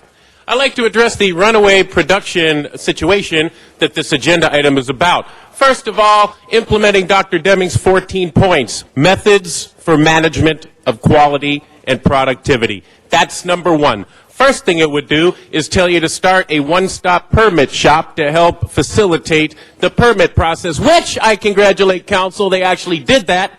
However, only about this month. Okay, so what happened is now the city, we're down to 3 movie productions. That's right. I don't know if you realize this. Zumadog ran the numbers. There are 3 movie productions in Hollywood now. You've already let it run away. So don't say runaway prevention. Call it what do you do to bring it back? Well, I'll tell you what. If the unfriendly business environment doesn't help, first of all, make it more livable to live in the city and operate in the city. Look what the mayor's done all over the place. Quadruple they quadruple the parking meters. They triple your trash collection fees. The mayor is sitting here with his aleatory think tank coming up with more ways to come up with new fees and how they can raise your taxes and look at the wasteful spending. And so it all adds up to impossible to do business in the city of LA. So I say quit blaming it on Hollywood runaway productions and start doing more to give people a reason. Business is something that you earn. Business is not, the Hollywood does not say, gee, we're going to give the business to LA just because it's a warm and fuzzy feel good. You're not doing it. Everything's too expensive to operate in this city. And you better get this one together because you've already let manufacturing slip away, and so you better do something because we have caterers and all types of related industries from dry cleaners to set builders to everything, and these are all the people that you're taxing too much. These are all the people that can't afford to live here. These are all the reasons why they go to Minnesota and all over the country because of this wasteful and shameful and disgraceful and distasteful city council. Thank you, Mr. Zumadog. Nicole Shahanian. Good morning, Nicole Shahanian with the Hollywood Chamber of Commerce. On behalf of the Hollywood Chamber, I'm here to show support for the Council's efforts to curb runaway film and television production in Los Angeles. The Hollywood Chamber applauds Council members Garcetti and Gruhl for their foresight in bringing this important issue to the full Council. Runaway production is a serious threat to the local and statewide economy. As you know, the entertainment industry is a sound economic engine that contributes significantly to the economic well-being of Los Angeles and as California as a whole. However, as other nations and competing states successfully use tax incentives to entice film production elsewhere, the city and state's economy base is weakened. The Chamber believes that a financial commitment to this vital industry is a wise investment for the long-term health of Los Angeles, and we fully support the Council's efforts to provide tax credits and/or incentives to help keep film productions in Los Angeles. The Chamber also offers its assistance in helping to establish any of the task force efforts which may come from adoption of this motion. Thank you again for your efforts to curtail runaway production throughout the city. And thank you. Paul Audley, followed by our last speaker, Chris Campbell. Good morning, Mr. President, members of the Council. I'm Paul Audley, President of Film LA, not the one referenced earlier. I just wanted to say how much we appreciated the CLA's office asking us for information, having just completed a tour of the major studios, unions, guilds, and neighborhoods, and to affirm that, in fact, this report does reflect critical issues that were brought up by them, and so we're greatly appreciative of the action of the Council moving forward. Thank you. Thank you. Mr. Campbell, our final speaker, then back to Mr. Garcetti. Thank you, Council. I'm a location manager, and I've been working for 10 years in the film industry, and I am finding it harder and harder to get jobs as we go along. all the producers that I call for jobs on a regular basis, more and more I'm hearing, well, yes, we're going to Boston, we're going to Vancouver, we're going to Detroit. Right now in Boston, there's more feature film projects happening that are in production than there is in Los Angeles. In the city of Detroit, there's more production happening than there is in Los Angeles for feature films. And now episodic television is starting to leave as well. One thing that I can assure you as a location manager, I have worked in every single council district. I have put money into every single council district, whether it just be gas stations and food stores to support with stage space or employees that I employ as a location manager coming from your districts. So this is something that is citywide. It's really something that we need to pay attention to. I urge you, I beg you, please. This is an industry that is here, but the only reason that it's here is because it's been here in the past. The industry will leave. They will go elsewhere. They are building stages in these other cities. They are building infrastructure. The advantages that we have as the skilled labor and the infrastructure that we have is not going to be an advantage if we continue to let this work go to other cities. These other cities are desperate for jobs, and so they'll do whatever they have to do. The state has stepped up, or we hope they're going to continue to step up to have these incentives. And if we can piggyback on that as a city, I think we can double the value. Thank you. Thank you, Mr. Campbell. Mr. Garcetti. Thank you very much, Mr. President, and thank you to everybody who testified, and appreciate, Mr. Campbell, especially your comments at the end. Let me start by thanking some folks. First, the CLA's office that did an extraordinary job with this and worked very, very hard. To all the guilds, the folks both in front and behind the cameras, the studio executives and others that we've been meeting with for the past couple of years on this. I want to thank Ms. Gruhl, whose profession was working in this industry before she came here, and who helped second this and has had other motions as well that are twin to this. And also to our chambers of commerce, like in Hollywood and others, that recognize that just because of a name we won't have an industry here simply because we are Hollywood. We have to actually work very hard. And before this motion, I want the public to know the things that we've done, because in many ways the state action of late really piggybacked on what the city did. The city, unfortunately, doesn't have a lot of taxing powers, but where we did, Ms. Gruhl and I worked very hard on making sure that for the entertainment industry, it's among the lowest taxes, and in some cases, zero taxes for production here in the city. But we know that the big credits that were coming from other states were at that payroll tax level. So the $500 million over the next 5 years that we successfully lobbied for, and that Sacramento finally, now with a governor who's been an actor and a producer himself, was able to get through with the legislature. In tough times, people said, how can we afford to do it? It's in tough times we couldn't afford not to, because that money would be revenue we wouldn't see otherwise. And the state saw the wisdom of that. So we are proud to see them piggyback onto our tax reform efforts in many ways, and to see that at a state level. This now takes the next step forward.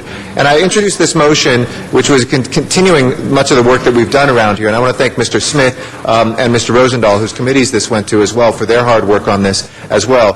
When we saw Ugly Betty decide to pack up and film in New York City. And when we looked at that, runaway production, one of the previous speakers was right. It's not runaway production. It's actually ranaway production. We're talking about production that is already gone, unfortunately, and is no longer here. When we look, we've hemorrhaged film production to Mexico, to New York, to Vancouver, Australia, as well as counties, cities, and states across the United States. And when we lose these productions, when Hollywood loses these productions, Los Angeles loses. For every 1 hour drama that leaves, we lose up to 250 direct jobs, 540 indirect jobs, as well as $3 million in income and sales tax revenue for us to do everything else. And we know that the multiplier effect, as was pointed out, of a dollar in Hollywood is at least 5 times. So that's spent to a florist and a caterer, and that goes in the economy. So the multiplier effect, as we saw in a recent LA Times article about when the downturn in the economy, one person stops paying, that leads to somebody not going to a restaurant, leads that person to not be able to go out and be able to be a waitress. That leads to somebody else having to cut back on what they buy, and it's a snowball effect. For every major motion picture that chooses to film somewhere else, this is what we lose. The equivalent of 141 one-year full-time positions, 425 indirect jobs, and up to $10.6 million in tax receipts. So the grand total of feature films, as was pointed out last year here in LA, last year was 3. It was the lowest on record since we began keeping statistics in 1993. And as we saw during the writers' strike, it's not necessarily the stars and the producers that suffer, it's the middle class. It is the middle class, the crew members, the grips and camera operators, film editors, location managers, set designers. They see their jobs fall away. And the industries that support the film industry as well, the florists, the caterers, and other middle class jobs no longer have an important source of income. So this report documents that impact in detail, but it also proposes practical solutions. One, it calls on the city to enact a tax incentive for filming in Los Angeles that mirrors some of what the state did and builds on what we've passed here in this council. I'd like a report back on that piece as soon as possible as well. Second, it calls for the installation of electricity nodes throughout the city in high film areas that would be a cheaper, cleaner, and less noisy alternative to the electric generators that are needed on all the film sets, especially in those high-impact areas like downtown and Hollywood. And I'd like to ask the Department of Water and Power to begin construction of these immediately. It's good business for them, it makes sense for our residents, and also for the industry as well, and matches something other cities can't do. Come back to us in 60 days with your progress. Next, we know that parking rates are a major issue as well. And in addition, many location managers and others said downtown they're getting completely squeezed, and people are filming in places like Houston where they can get cheap parking, whereas here, in a downturn economy, people are actually charging more because they're that much more desperate. But the city has great parking lots, and we can work on doing that at cost so that we cover, of course, our staff costs, but then make it cheap and reasonable. So we have recommendations to form a parking task force and identify open lots and areas for parking and staging. And I'd like to add a few amendments as it relates to parking. One, we need to see the list of parking lots as soon as possible. So I move the timeline up in the report from 6 months to 60 days. I think we can do that pretty easily. Second, we need to think about new places to provide parking. And one innovative idea is to provide parking underneath new parks that are being created. And I'd like the CLA to explore that idea, especially in these areas where we have a lot of filming. And third, we need to make sure that our parking lots are designed with the film industry in mind. So the high-intensity areas where they need the CLA could look at exploring design standards for New City and other jurisdictions such as Caltrans or even private sector construction parking lots that would raise the entrances to 14 feet. That would help get the trucks in and allow us to have production there as well. Again, I want to thank the CLA for his very hard work on this, for Mr. Smith and Mr. Rosendahl, and especially Ms. Gruhl for their work on this. And I think with this, we're taking the moves that we've been doing for the last 4 or 5 years of real practical steps, putting money back in the pockets of people who will film here, but indeed saving those middle-class jobs that are the lifeblood of this city. Thank you. Thank you, Mr. Garcetti. Ms. Gruhl. Thank you very much, Mr. Zine. And this is an issue I think both Eric and I and many others on this council have fought for from the beginning to understand the importance of the entertainment industry, from making sure they can locate, that it's not difficult to film in the city, to even redesigning Film LA to be something that the independence that they have and working with the city of Los Angeles.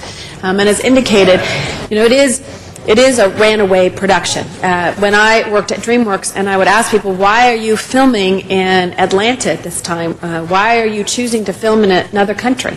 They said it's about the bottom line, just like any other job. But what it means to us in Los Angeles, it means a loss of jobs. And the industry has always been able to be here and to create jobs even during tough economic times. It's one of the few industries that can survive through that. But what we have found is that they're going to these other states and sometimes other countries, but more so now, other states. Because other states have understood what this state has taken a long time to understand, which is that the industry is important to us and that it can be by being pennywise and dollar foolish. Thank you very much, Mr. Zine. Pennywise and pound foolish, we are losing these opportunities. We have seen an Ugly Betty, although it was not the first to go to New York, it became the position, it became the picture of what people had been talking about. And all of a sudden, they're now they've gone to New York, and New York got it. Now, they have some challenges. They've stopped some of the programs because of the cost, but we no longer can say that Los Angeles is the one that has the post-production facilities. We're the ones that have all of the sound studios. We're the ones that have the best trained workforce. These other cities and states have created programs, have created economic development programs. Their governors come to the state of California. They come to our cities. Their mayors come to our cities and say, how do we get you to come to our communities? We need to step up to the plate, and that's why you've seen a multitude of motions that Eric and I and Jan and many others and Mr. Smith and it talked about in the Business Committee. Understand that we cannot let Hollywood leave, just like Wall Street and New York. New York would never let Wall Street leave there, although right now they're leaving for different reasons. But for Los Angeles, we have to make a change. And when you look at the task force and the ideas, and I want to also compliment our CLA's office in looking at parking task force, looking at a city film task force. The great thing about Film LA is it's created that environment, but it also has, sometimes people forget the role of the city of Los Angeles. And I know, Mr. Garcetti, you've proposed, and I support looking at a film czar in Los Angeles, particularly just to be the voice, the person who's reminding us on a daily basis what we can do to help this business state in Los Angeles. And so it is not just about films, it's not just about TV, it is about commercials, it is about all kinds of things that we want to see in the city of Los Angeles. But if we fail to act, if we sit back and say, we're Los Angeles, they're never going to leave us, number one, many of them have left, and number two, we're going to see continuing jobs leave our great region. And so this is very, very important. It is not the last time we will talk about this issue. It is something that we know brings revenue to the city of Los Angeles, and we have to support these businesses and continue to have that dialogue. And so I want to stand and also ask that. I do have a question, and maybe John, I don't know, we have finally a tax incentive program in the state of California, one that I have advocated for, I think, probably 10 years. We had California Film First, which was a fabulous program in the state of California that allowed a lot of jobs to stay here. So it was finally adopted this year. Can you describe to us how that's going to impact, or maybe we can get a report back on that? Yes, John Wickham with CLA's office. My understanding is that it's a total of $500 million over 5 years, $100 million a year, first come, first serve. There are some limitations. The movie productions, for example, there's a maximum of $75 million. So any production more than $75 million, the really big production movies, aren't going to benefit from this. So that's one of the problems with that incentive. But it is a lot of money. It's a tax credit, 20% or 25%, depending on certain variables in the production. So it's definitely good. I think we need to keep a close eye on that as we look forward to legislative changes that may need to be done. And we learned a lot from California Film First. I serve on the California Film Commission and have since my days at DreamWorks, and the importance of making sure that we can change it so it works. Because people have a lot of great ideas, and when you get down to the actual implementation, it may be problematic. But California Film First was a great example of that and its ability to make a difference. So I just want to thank all of our colleagues. I think when many of us got elected, no one thought we had to do anything necessarily to keep entertainment industry here, and in fact, we do. And we have to have it on the front burner at all times. So thank you very much. Thank you, Mr. Garcetti, and a great partnership on keeping Hollywood here in Los Angeles, our signature industry. And the jobs are, when you look at, sorry, I know I'm over, Mr. Stein, you're being very gracious today. Thank you. It's because you're going to roast me tomorrow, I know. Yes, I am. But we'll take extra time to do that. But the importance of looking at the jobs that are created, when you look at the writer's strike and the pending SAG strike and all the others, and the domino effect it has had. It had on restaurants, it had on florists, it had on valet companies, and all kinds of things. So we have to look at the industry on a bigger level. In Los Angeles. So I'm glad to stand here today to support the entertainment industry and to make sure that we never forget our signature industry. Thank you, Mr. Thank you. And Mr. Doug McIntyre was mentioning that this morning on his radio show about you being roasted tomorrow for American Diabetes, so it's going to be a lot of fun. Our next speaker is Mr. Smith. Thank you, Mr. Zine. And for the gentleman who I was shaking my head at when he was speaking, this has nothing to do with Film LA. In fact, Film LA is at the end of the process. We're talking about the beginning of the process. Film LA is contracted by the City of LA to give out permits. And, you're not listening now, but you've asked the questions I'm trying to answer for you. And that is, it's not Film LA. Film LA handles the contract for the city to give out permits after films decide to film here, or commercials, or whatever is being filmed. If we lose them, they never see Film LA. It has nothing to do with Film LA. It's what we can do here as a city to guarantee that this industry stays here. And I think Mr. Wickham and Ms. Ozawa and the staff put together a really brilliant, and I said this committee yesterday, a brilliant plan on how we're going to look at this industry and save them. We heard in committee yesterday that just at LAX alone, after they started filming again after 9/11, in just a couple years, 4,800 people worked at just LAX alone on filming going on there. Some $250 or $60 million in salary benefits, and another $400 million in external benefits that are industries that get money from the film industry that are not actually involved in the filming itself. Huge impacts in this city. We have lost a lot of that energy because we didn't address it as a city. We sat on our hands and were content for many years that this is the home of the film industry and the home is not going to leave here. Realism, folks, there are other people competing with us and competing with us on every single day. And they're giving away stuff we don't do. So we said, let's look at what we can do as a city to be competitive in the open marketplace. Because if we don't, we will lose the heart of the industry that was founded here in Los Angeles, that lives here in Los Angeles, and it is leaving Los Angeles because we have not addressed those policies. And that's what this report does. Mr. Garcetti wants to move it, I think we said in committee, from 90 days to 60 days. Mr. Wickham said we can do it in 60. I was being nice to him because he's got a budget issue coming up. But I said, if you want to do 60, Mr. Wickham says we can do 60. Let's move it back up and do everything we can to maintain the capital of the world for the movie industry because of the economic benefit it brings to this city, and do all we can. So I'm very happy to have moved it through committee yesterday and support Ms. Gruhl and Mr. Garcetti's efforts to do whatever we can as a city to keep the heart of the industry in Los Angeles where it belongs. Thank you.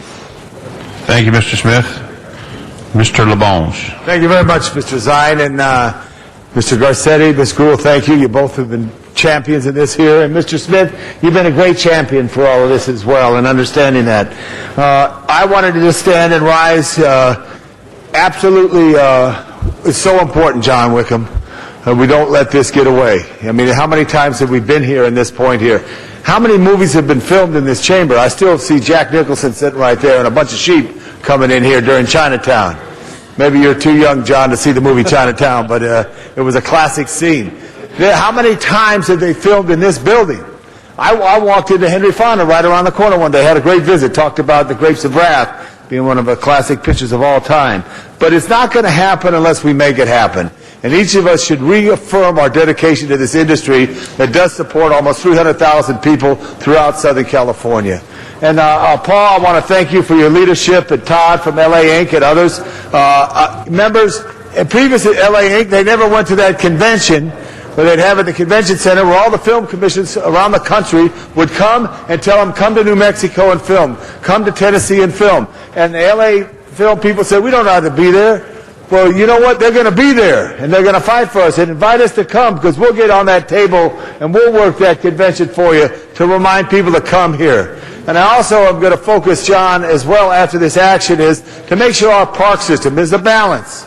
I love the observatory, but I just learned recently the observatory made it very difficult for Warner Brothers to come there.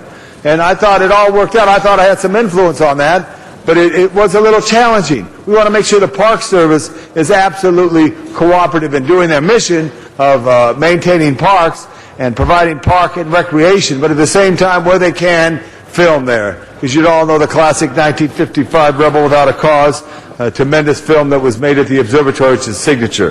All that being said, I stand to thank those. We work forward in this effort here, because a rock, a tree's a tree. Go shoot it in Griffith Park, but don't leave anything but your footprints. Thank you very much. Mr. Garcetti. All right. Mr. President, I think Mr. LaBonge would like to withdraw the sheep comment, if you don't mind that from the record.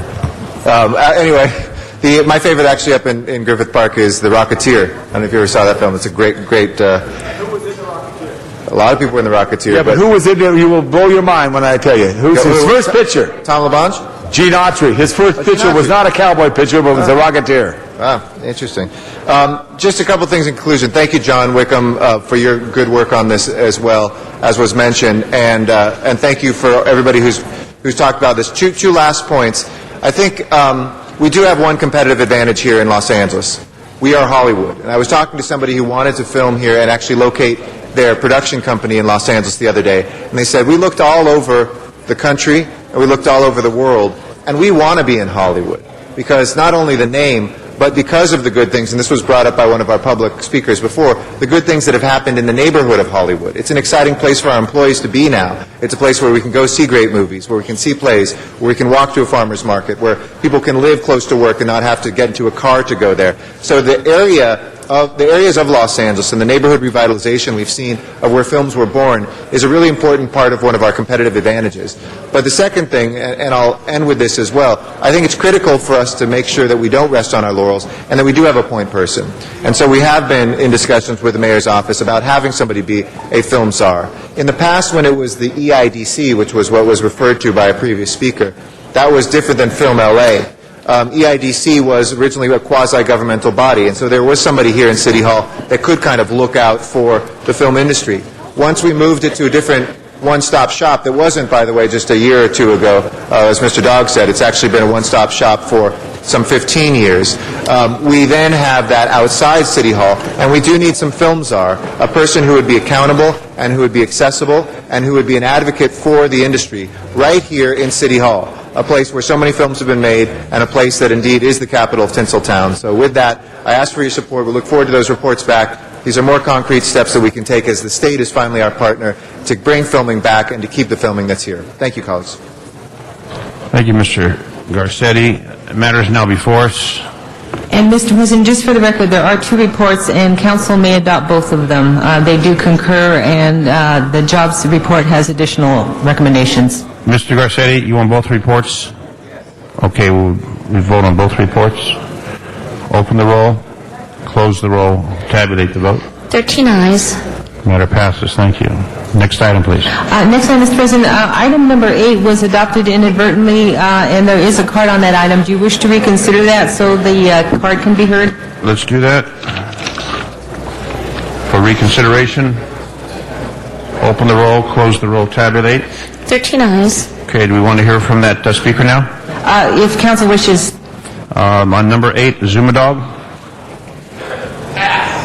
Mr. Zumadog passes. That matter is now before us. Open the roll, close the roll, tabulate the vote.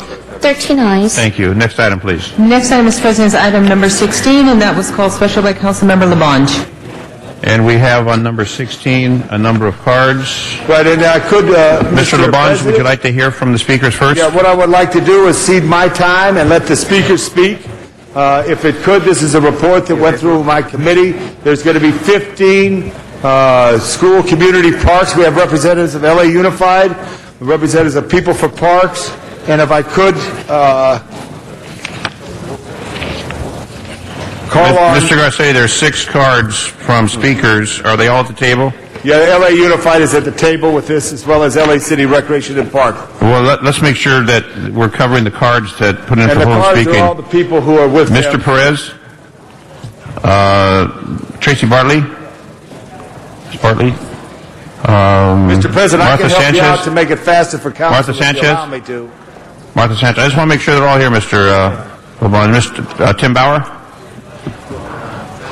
Ms. Lasso, and Mr. Alvarez. Okay. So those are the public comment cards. Mr. LeBron, your preference now? Members, it's a long cherished value that we all have to have joint use, to have an opportunity for parks on schools as well as our Recreation and Parks Department. And our committee has worked closely with all of you, and hopefully we've identified a location in your district, because 15 have been selected, to implement a joint master use agreement between the City of Los Angeles and LA Unified. Our very own council member, Jose Huizar, was the champion of this as well from his days on the school board. Now his person who has replaced the great president of City Council, the great president of the LA Unified, Monica Garcia, has shown her strong support for this as well. I'd like to ask her representative to identify and speak on behalf of board member Monica Garcia. Thank you. City Council President and Council members. My name is Anna Lasso. I'm the Acting Director of Joint Use at LAUSD, and I just want to say that I'm very pleased to present before you the Community School Parks Report that is in your package. As Councilmember LaBonge mentioned, back in 2007, the city passed a motion calling for community school parks and a collaboration with LAUSD. And soon thereafter, LAUSD passed a companion motion on how to create community school parks, tasking staff as well as community members to develop a report on how we can implement this. I want to talk about sort of the background that created some of the inspiration. The Trust for Public Land, a national nonprofit land conservancy, studied the 7 largest cities in the United States and ranked Los Angeles the lowest in park access. If we can go to the slide on the demographics of the city and the map. The study found that 2/3 of children 18 and under in Los Angeles don't live within walking distance of a public park. Open spaces offer recreational opportunities for at-risk youth and provide places where residents can feel safe and experience a sense of community. Access to school, parks, and recreational facilities has been strongly linked to a reduction in crime and reduced juvenile delinquency. The working group that you see before you today was charged to identify opportunities to develop a pilot partnership between LAUSD and the city and to identify 15 pilot sites throughout the district that are within the city boundaries where we can produce a community school parks model. The report proposes one approach on how to create community school parks through a groundbreaking partnership. And even though we're going through tough economic times, this report does outline how we can outreach to various nonprofits, to philanthropies, and also rely on volunteerism. So without further ado, I will pass this along to some of my colleagues who were Beyond the Bell. Beyond the Bell. Good afternoon, members of the City Council and Mr. President. My name is Tim Bauer. I'm from the Los Angeles Unified School District. I'm a director with the Beyond the Bell program. And what Beyond the Bell does is we oversee all of the before and after school programs and academic intervention programs throughout this very large district. We have programs at 547 elementary and middle school sites, as well as 45 of our high school sites that operate every day after school, and some of those sites also on weekends. What this proposal is going to allow us to do is to partner with the committee, the groups that will be brought forward by the committee, to open up some of our school sites on weekends, during holiday periods, and Beyond the Bell will provide that supervision at the site so that we are the connection between the school site and these programs and essentially making them available to members of the public. We are excited about entering into this proposal, and we look forward to working with all of our partners. Good. Great partners, People for Parks. John Perez. Mr. President of the Council, my name is John Perez. I'm Vice President of People for Parks. The role that we've been assigned by the work group is to be the liaison for community groups. We also go out and meet with various congressional and elected officials. Javier Becerra has helped us look for funds. We contact and work with the schools at the school site. We work with the school site council. We work with the principal, the parents, the teachers, and the other staff members. And in terms of soliciting funds, that's a very important part, and we have been tasked by the work group to do this. We have been working with the Santa Monica Mountains Conservancy. We've been working, as I said, with Javier Becerra's office. We're applying for a federal grant for this project. We're negotiating about Proposition 84 funds. We interface with the Community Redevelopment Agency. Now, there are a number of case studies that are important for the community. Walnut Park was a cooperative effort between the County of Los Angeles and the Los Angeles Unified School District. Probably the best community school park, if you want to go see one, is the Brentwood Science Magnet. And that was a cooperative effort between Brentwood Green, which is a community organization, and the Los Angeles Unified School District. That's a tremendous park. You ought to go out there and take a look at that. Beethoven is working on putting together a community school park. Calvert is. We have a speaker later on from Calvert. And we also have a speaker from 28th Street who will talk to you about what's going on at those two schools. Now, the designs that are being developed are being developed by a consulting firm, which People for Parks has found money from the Santa Monica Conservancy for, and they go to the schools, they look at the school sites, they interface with the school site council, with all the people at the site, and the LA Unified School District to say what kind of projects we can put down for this particular school site, and each school site is unique. Lastly, the working group will continue to develop and refine the protocols for selecting schools and also the protocols and designs of the types of projects that we can put on these campuses. And we're very, very thankful for the help of the City Council and the Los Angeles Unified School District. This is a wonderful project, and People for Parks is very happy to be part of it. Thank you very much, and please say hi to Jack Foley, who I know Mr. Alacone is a big fan of Jack Foley, who's head of People for Parks.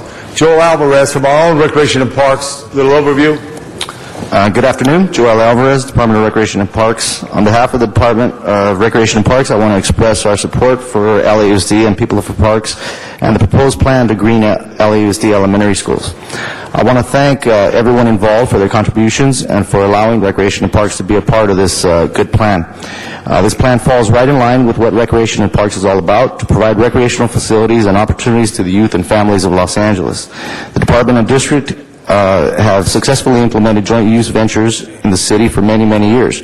We look forward to continuing this relationship and to working with organizations such as People for Parks to enhance recreational opportunities in the city and improve the quality of life for children in our schools. Thank you. Thank you very much. And Mr. President, that concludes that portion. All of you will get an electronic version of this report that was done by People for Park. And we do have just some comments. If you could call on anyone who would like to speak briefly, if you would, please. I know we have parents. We have 4 council members that want to speak also, Mr. Labange. Good. So, I'd like to hear from the public first, just so we can wrap it all up. go ahead, folks. My name is Tracy Bartley, and I'm representing Calvert Street Elementary School in Woodland Hills in Councilman Zine's district. I want to thank the councilman for his support of our project. We're a 9-acre school, K through 5, with 7 acres of playable space, all asphalt. We're school-wide Title I. We don't have a park within walking distance of our school. The nearest park is over a mile away. We're asking for your support. Our community is behind this project. We've been able to raise, through grant writing, through philanthropy, and through our community coming together, with in-kind donations, over $500,000 to start the transformation of our campus. We just removed 150 tons of asphalt over the last month through parent volunteers, and we're looking to plant that this Saturday. With your support of our project, we really feel we can move forward and look at the maintenance and how this will go forward as far as creating an endowment for the care and maintenance. We've worked with Beyond the Bell, the Councilman's Office, LAUSD, to try to realize this project, and we really ask for your support. Thank you. Thank you very much. Hi, good morning. My name is Marta Sanchez. I'm the president of the 28th Street School, and I would like to invite you to support this project. I've been sitting here all this morning looking at your faces, seeing your frustrations, your feelings about how people came to you, telling you only bad things, only negative things, only complaints, hate, regrets, frustration, disappointments, and this is something that you have to be happy of, because this is a big opportunity for children in South Central to improve the quality of life. I'm afraid that you cannot clearly see the picture by now, but I truly invite you to see our school. We are in the middle of industrial facilities, and our children hit the street every afternoon because they have no any option. They are on threat to be hit by a car every single afternoon. And I cannot take too much time to explain the benefits that we are going to have, because there is no doubt that about the benefits. We have studies done. We have scientific proof about people growing up in touch with nature. And I want to encourage you to support, because by supporting this project, like this, you have to be confident. You have to be happy and not to be concerned about being criticized. By supporting this project, you are sending more kids directly to college. More people is going to pursue higher education, and when they graduate, they're going to come back for sure to support their own community. Or teachers in 20th Street School, we have a lot of staff that went to this school, and they're coming back to the community to support this community as well. So we are hoping to have more people coming back to support as well. And just to close down my thoughts, some people are so happy about LA Life, and they are so proud about this project. Well, what is going to happen with 20th Street School is going to be the same story. We are going to have a project that is going to be compared with LA Life. For us, this is what we need. Thank you. Thank you, Ms. Sanchez. And back to you, Mr. President, to call on my colleagues. I also want to remind you, not all sites have been selected. We're working with your staffs and your deputies. Back to you, Mr. President. Thank you, Mr. Labange. Ms. Hahn, followed by Mr. Garcetti. Thank you. Well, I just wanted to stand, obviously, in support of this.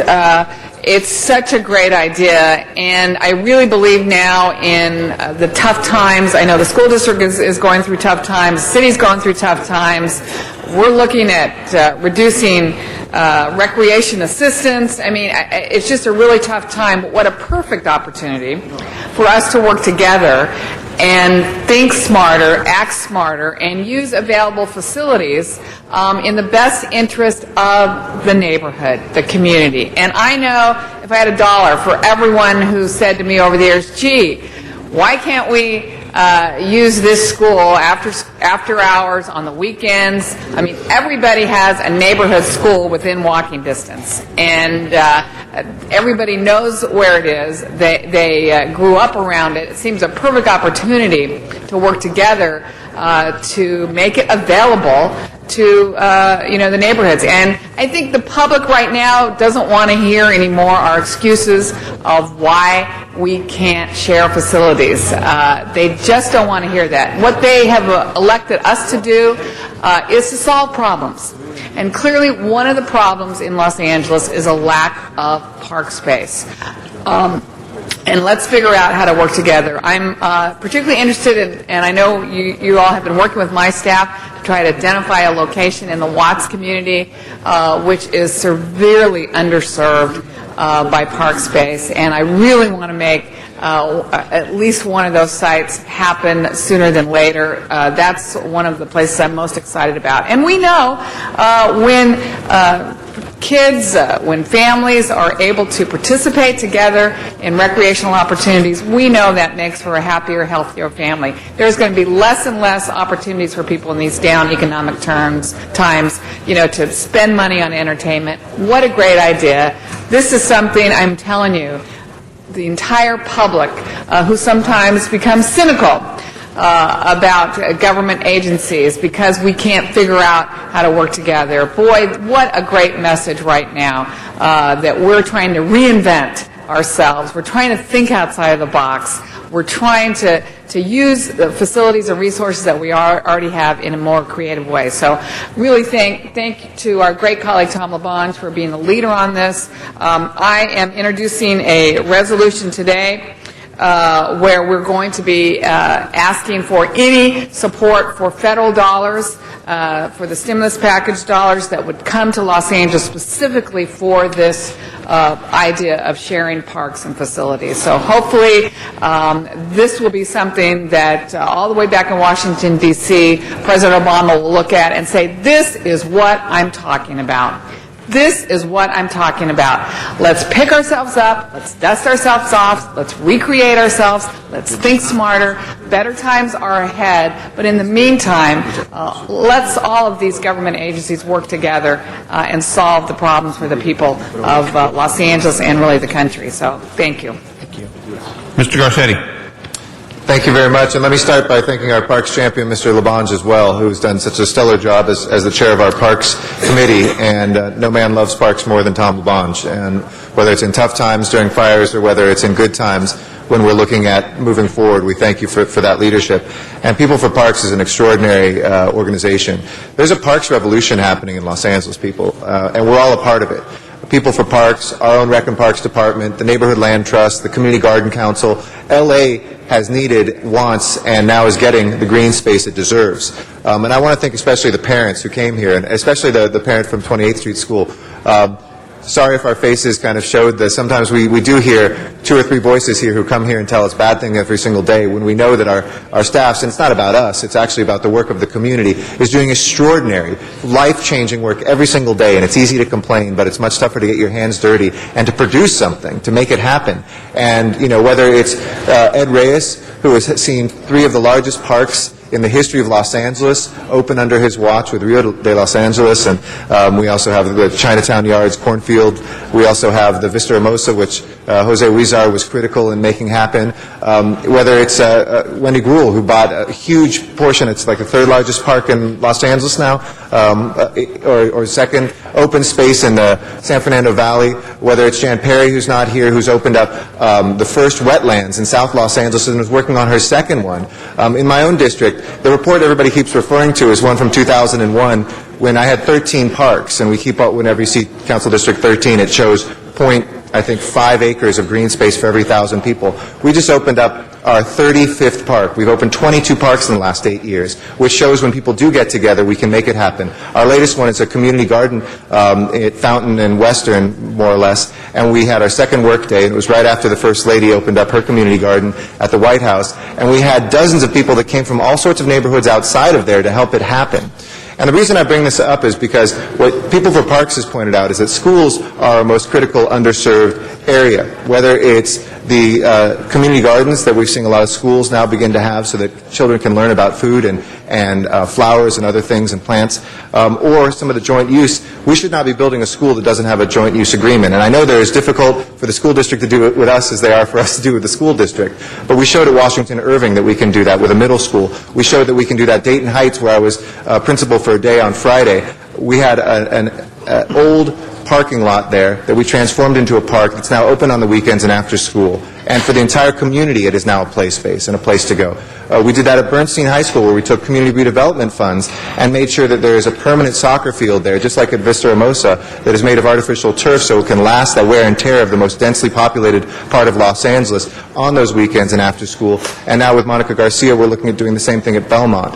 Bottom line is we made huge mistakes decades ago when we didn't build our master plan for parks that the Olmsted brothers gave us along the LA River, when we discarded the plan that Sunset Magazine had for a riparian corridor down the middle of the San Fernando Valley that would have stretched from east to west 10 times the size of Central Park. Can you imagine that in the valley? But what we do have is a lot of asphalt, and a lot of asphalt is oftentimes in our schools. And when we tear that up and we liberate it, lets water go back in, it brings health back to all of us and allows us to have a greener future. So thank you, Mr. Labange, for bringing this in. And we say that because right now there's somebody on TV who's listening to this saying, I want to do that with a school right near me. Get together with your school board member and your city council member and with People for Parks and our other community partners. We will make that happen because the revolution has just begun. And as the revolution continues, Mr. Huizar. Thank you very much. I just briefly want to thank all of you for being here today and pushing this item, which is so critical. And John Perez, I know when you were the president of the Teachers Union, you not only looked out for your constituency, but you were also looking out for items like this, and I'm very happy to see you continue working on this, so thank you for your hard work. And it's been said already, but, you know, for our kids, they don't know whether it's the city, whether it's the county or the school district providing the resources they need to succeed. To them, it's all the same.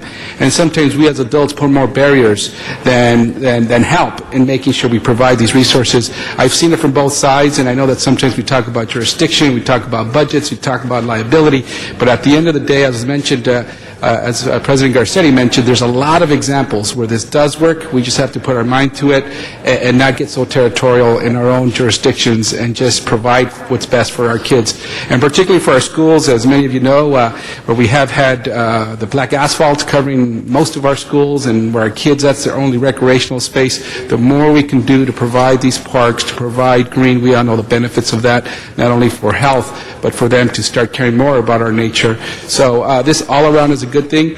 It's a report. A lot of work is ahead of us, and I would ask that all our council members that we do look for those sites and help this project, because at the end of the day, it's something that's very much needed in our communities. And if the will is there, anything can be done. But let's make sure we get this done. Thank you so much for all your hard work up to this point.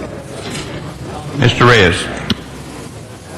Thank you, Council President. I want to thank my colleagues for their hard work. Thank Councilor Labarge, and thank you, Councilor Garcetti, for your kind words. When I'm looking at, we've got this high school district, high school number 13 in Northeast, in Taylor Yard, just north of it. And they're planning in such a way where it's almost like if that 40-acre park does not exist. You got 2 baseball diamonds, 6 soccer fields, I think 4 basketball courts. That doesn't even include the 20 acres of open space of natural habitat. And so when we're designing these schools in the future, are your agreements or are your efforts being factored in the designs of these schools? Or is it something so relatively new that you have yet to grasp the opportunity that you're offering here? Please hold my time. I think it's a little bit of both. I think some of the designs do precede the existence and the creation of this committee. When we can, we'll work with new construction as they're pursuing some of the designs. But I know a lot of the effort is around the existing schools, especially at this, in this committee, it's looking at the elementary school sites. And and trying to focus on existing sites that have a lot of asphalt, that don't have any green space. Gotcha. Now, how do the charter schools fit in, or do they? We have quite a few charter schools that are emerging. They're being squeezed into, they're being very opportunistic to where they can go.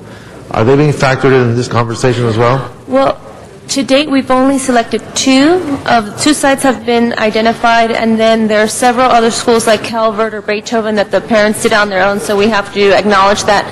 The co-locations happen every year, and they depending on Prop 39, sometimes they're long-term co-locations or sometimes they're short-term co-locations. So, of course, if a school site that's selected and will have a co-location, we'll take that into consideration. Actually, Calvert, I believe, has a charter on that campus, and it doesn't infringe or take anything away from the parents' effort on pursuing the greening of the school. Great. We get different stakeholders who come to our office, and they would like to support for a charter school. We look at the site. It's kind of squeezing the circle into a square kind of thing, but this effort will offer them at least some relief for greening. So is that something that could be factored in the future? Yes, I'm hopeful that as we identify the 15 sites in the next coming months, whether it's a charter or a co-location or it's a parent group, that they all have a place at the table, because a lot of this is going to depend on philanthropy, volunteerism, and grant writing, and reaching out to anyone who can help us out to green. Well, again, thank you so much. My questions are really about trying to see how we expand this focus, this vision, knowing what challenges that we have in this city. And you've accomplished a lot, and it's changed the culture, I believe, to a certain degree. Back in 2002, we introduced a directive, a motion that asked for us to establish these agreements, these joint use agreements. And until today, do we see something coming to the surface? So thank you so much. You're welcome. Thank you very much. Thank you. And I just want to offer the lady from Woodland Hills that every council office is concerned about the schools in their districts. And I was at Wilbur Avenue this morning for an event. Calabash is one on Saturday, Welby Way this weekend. But I appreciate it. I'm sure my colleagues would just notify us when you've got activities. I'm more than happy to help participate and support those programs. And many of us have many schools, and we try to do all we can to help them all. But thank you for coming down from Woodland Hills. Got to take care of my constituents. Thank you. Members, thank you for this great presentation. I want to ask Carrie Sutkin to stand up. Give her a big hand. She is the consultant with People for Parks. And also remind you, we're going to email. And if you want a hard copy, raise your hand. I know Eric Garcetti never wants a hard. You want a hard copy too? You want it without paper? Paperless there. We'll email this report and we move forward. Thank you very much. I ask for an aye vote. All right, so that matter is now before us. Open the roll, close the roll, tabulate the vote. 13 ayes. 13 ayes. You have it. Thank you very much. Thank you for your presentation. And our next item, please. Next item is item number 18. That was called special by Councilmember Labange. Mr. Labange, 18. 18 is e-policing. I'd like Detective Sergeant Harry Ito to join us. Wait. He's not a detective sergeant. He's He's either a sergeant or a detective. He can't be both. So I gotta give Only them both Jack to him. Webb was both. I know. All right. They're very good there. And also we have a representative from the Department of Neighborhood Detective Empowerment. Sergeant. And if I could ask the city clerk just to look up the board, e-policing. Members, Mr. Garcetti and I, our general manager of the Department of Neighborhood Council is joining us as well. Mr. Garcetti and I, as you all know from time to time, have challenges in our district. And a challenge came up of a rash of crime. One of the results of that was how people had misinformation based on hearsay of an incident that took place in a particular community. Out of this whole discussion came the issue of e-policing. E-policing, Detective Sergeant Ito, if you could give us the, could give us the 411 on how to move forward in this, and then that we would then have our Department of Neighborhood Council's general manager say how he's going to accept this and get it out to more people. Harry, go ahead. Mr. Ito, Detective Ito, if you just inform the public so we don't confuse them, different category, a sergeant and detective. They're not combined. Mr. Labange is referring back to the Jack Webb era. I'd have to be really old for that. Thank you. Which I'm not. Thank you. I'm kind of pitch hitting today on the e-policing issue, but essentially it's a new part of the department's webpage, which enables community folks to sign up. It's a way of bringing the community into the internet with our various programs. The senior lead officers, the area captains, detectives will email folks that sign up newsletters, crime trends, and other important information in their communities. And to make it easier for you, Harry, basically, people get online and they go to LAPD, their email address, and join our They go to LAPD online, and along the left side there's a e-policing place where they can click on, as well as many other things.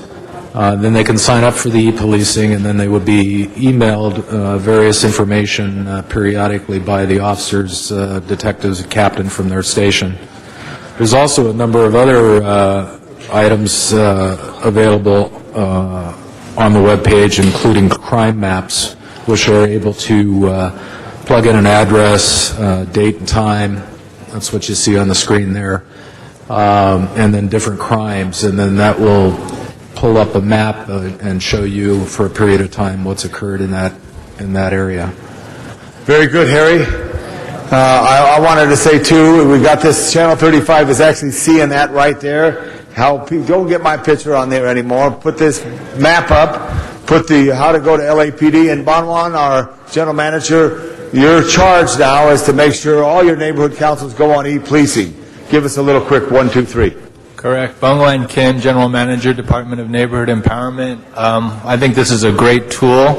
The way that we will get this tool out to neighborhood councils is by weekly e-blast to all the elected board members. Our field staff will provide this information to each neighborhood council board at each neighborhood council board meeting and inform them about this valuable tool. As you know, quite a few neighborhood councils have close relationships with LAPD, so this will be an additional tool that will allow them to outreach to their residents and get them better prepared and organized around public safety issues. And know to go right away. It's not real time, like if something happens right now in the city, it won't be on there, but within a 24 to 48-hour period, it will be put on there. And so I thank you. This is another tool. Mr. Garcetti, I thank you for your leadership on this as well as a partnership there. Members, this is FYI, and just to push it out to make sure we all get in the modern age of technology and use this advantage of the LAPD, which is trying to make all their information as public as possible, as soon as possible, in ways that will inform the public, because information is knowledge is power. Thank you. Detective Edo, this matter is now before us. Open the roll, close the roll, tabulate the vote. 13 ayes. Thank you, Detective. Our next item, please. Next item. Well, Mr. Cardenas asked that we move 28 up. He's asked that we bring 28 up next, so if we can please do that, number 28. And that was called special for cards. Mr. 28, Mr. Sachs, and Mr. Zumadog. Mr. Dog is passing. Mr. Sachs, Mr. Arnold Sachs on number 28, sir. And then Mr. Cardenas, it's back to you. Yes, thank you. Arnold Sachs. There's something fishy about this agenda item. This is actually AT&T. Where's your coverage in the city of LA? Verizon and Comcast got together to buy out Adelphia, who was a provider for LA. Comcast and Verizon traded their areas that they covered. Comcast went to the East Coast, Verizon came out west. Where is the coverage for AT&T in the city of LA? So they can make a proposal that really can't be fulfilled to offer studio space for cable television when they're not a real cable provider player in the city of LA. And then the city of LA will say, well, you're not within the FCC rules and regulations. But the state, they lowered the standards for the rules and regulations for Verizon so that Verizon doesn't have to provide any kind of cable programming for the public. And how they did that? Well, they eliminated the requirement, which allowed Time Warner to drop their requirements. There's something so fishy with this program that when they came before the city council, I was all for it. But you know what they say? There's an old adage, beware of Greeks bearing gifts. And this is one of those situations where there's nothing ventured, nothing lost, because there's nothing to gain, because there's no provision. And so the city can play it clean and say, well, the FCC is the real culprit behind this. Thank you, Mr. Sachs. Your time is up. Mr. Cardenas. Thank you. If we could have staff come forward. Is there staff here on this matter? And while they're coming up, we have a technical change to this resolution. We're on item number 28, ITA staff, City Attorney's Office.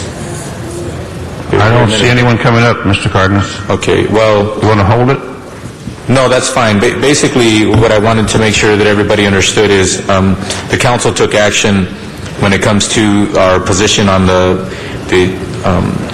what they call Channel 99 platform, which is more of a internet-style communication of video transmission instead of the traditional cable-style transmission that everybody's used to. But at the same time, aside from that lawsuit, this resolution doesn't have anything to do with the lawsuit. Basically, what it's doing is giving ourselves the opportunity to participate in the FCC comment period and to give comments to FCC as well when it comes to the issue of the Channel 99 platform and when it comes to PEG channels, etc. So with that, I'd also like to inform my colleagues that we have a technical amendment to this resolution. On the last paragraph, it says, "Be it further resolved that the city attorney, with the assistance of the law firm of Miller and Van Eaton," inserted right after city attorney, we need to, after that comma, we need to have "and ITA," because they inadvertently did not include our Department of ITA. So that's the technical amendment. They now have appeared, Mr. They have Cardenas. appeared. Like magic, here they are. Did you have any questions? There's no one on the queue. you want to just make that comment and move forward, or do you have questions? No, I want them to clarify something, because I don't want anybody to think that this is a lawsuit. This has to do with the FCC. What's the significance or the reason why we would want to make sure that we have this resolution and communicating to the FCC on this matter? Basically, it's just to protect the interests we have in the state lawsuit, because there are some issues that overlap, and there is the possibility right now that the FCC could issue an adverse ruling that could negatively affect the state lawsuit. So it's good for us to have our position on the record. Correct. And as commenters, we would then have the ability to appeal an adverse FCC ruling if it does come down to that. And also, just for people to understand, when it comes to the FCC, they have a board, an appointed board, and we actually had one of the FCC commissioners here in the city of Los Angeles at the turn of the year, and I had an opportunity to talk with him, and luckily for us, that particular commissioner is actually much more like-minded the way we see things here in the city of Los Angeles, so that's a good thing. So this is a great opportunity for us to weigh in our position and for them to take it into account. What other positions has the regulatory issues that have come forward to the FCC that we perhaps may have submitted comments or that we had an opinion on? Any come to mind? One of the major issues that we had raised with regard to AT&T's signal carriage of the PEG access channels is that closed captioning was an issue. It's a federal issue, and that's what we want to try to preserve. We want to weigh in on what the city's population base is with regard to the hearing impaired or the hard of hearing and those that are affected, and the necessity to protect closed captioning that this channel, Channel 35, carries, by the way, as well. Okay. All right. Any other clarity you'd like to bring to our attention at this time? There is a deadline of April 1st, 2009, so we need to move this quickly if we could. Thank you. Okay. Thank you very much. Once again, colleagues, this is separate from the action we took before, but it would allow us to be consistent in our views and make sure that the FCC understands our positions. Thank you very much. The matter is now before us. Open the roll, close the roll, tabulate the vote. 12 ayes. Matter passes. Thank you. Thank you. Forthwith on that matter. Forthwith on that matter, please. Please, thank you. Thank you. It's forthwith. Next item, please. Mr. President, item number 22 is being held on the desk for Mr. Labange. Mr. Labange, number 22. Here, members. This is an item, just wanted you to hear, with all the activity in the future months and years on related to freeways. Still, 85% of the public do move by car at this point here. This is just a brief report, and also on the condition of freeways from our friends from Caltrans who are here this morning. We have with us Daniel Freeman, as well as we have with us Hector. Forgive me, Hector, I don't have my glasses on. Obiso. Obiso, thank you so much. Hector Obiso from right across the street. Gentlemen. Thank you for giving me the opportunity to address the council here about the report. I'm not going to present the report. I think that would take a very long time, but I do have some comments I'd like to make about freeway maintenance here in Los Angeles County in general. First off, drivers here travel 100 million miles every day on the freeway system. 100 million miles. And this is a tremendous, it's a staggering distance, really. It's 4,000 trips around the globe. It's 250 million miles to the moon, and this is more than a third of that. So that is well beyond the capacity of what the system was originally designed to take. Add to that the increase in truck traffic from the tremendous volume that come out of the two ports, and you have a situation that's very, very tough on the freeway system. Now, funding to maintain this and to mitigate some of these things that were not originally designed into the system hasn't kept pace. Our main funding source for this is the SHOP program, and we've identified statewide $4 billion program that needs to be done, and we're funding it currently at less than $1 billion. Now, the report focuses primarily on aesthetics and in the downtown area, particularly about landscape. I'd like to point out the landscape in Los Angeles County, or particularly in the city. 90% of it was placed between 1962 and 1970. which makes it very, very old and difficult to maintain in top condition. Add to that, the funding priorities are such that landscaping is a low priority. We have water reduction goals that have made it difficult to maintain some of the landscaping due to the drought. And the freeway widenings here locally have reduced the areas available for landscape. Now you add to that the staff issues and resource that Caltrans gets from Sacramento to maintain this landscape. Average landscape worker in the city of Los Angeles maintains 52 acres. That's a tremendous volume for one person to maintain. So I think the report kind of details some of this a little bit more, and I'll leave you to read that. But I just want to make a few comments hiding the sensitivity of some of the maintenance issues and some of the difficulties that we have maintaining the freeway system here in Los Angeles County. Thank you. Thank you very much. Hector, would you like to contribute? Thank you, and good morning, council members. I just wanted to add that the funding for the maintenance program throughout the state is funded through gas taxes. And even though right now we're in a recession and the funding is quite low, historically the funding varies quite a bit, and it's been pretty low for the past at least 10 years. So what's happening is that the resources needed to maintain the highway system have not been there. It's worse this year, but since it's tied to the gas tax, it makes it very difficult to get a stable source of funding and thus a stable maintenance of our highway system. Okay, I just wanted to bring it to our attention, both the beautification, the need. You also gave me an idea to encourage Water and Power to bring their reclaimed water lines to part of the freeway system. I know that near Griffith Park they do that. There's probably other opportunities as well. Mr. President, I thank you, and members, I thank you for this opportunity.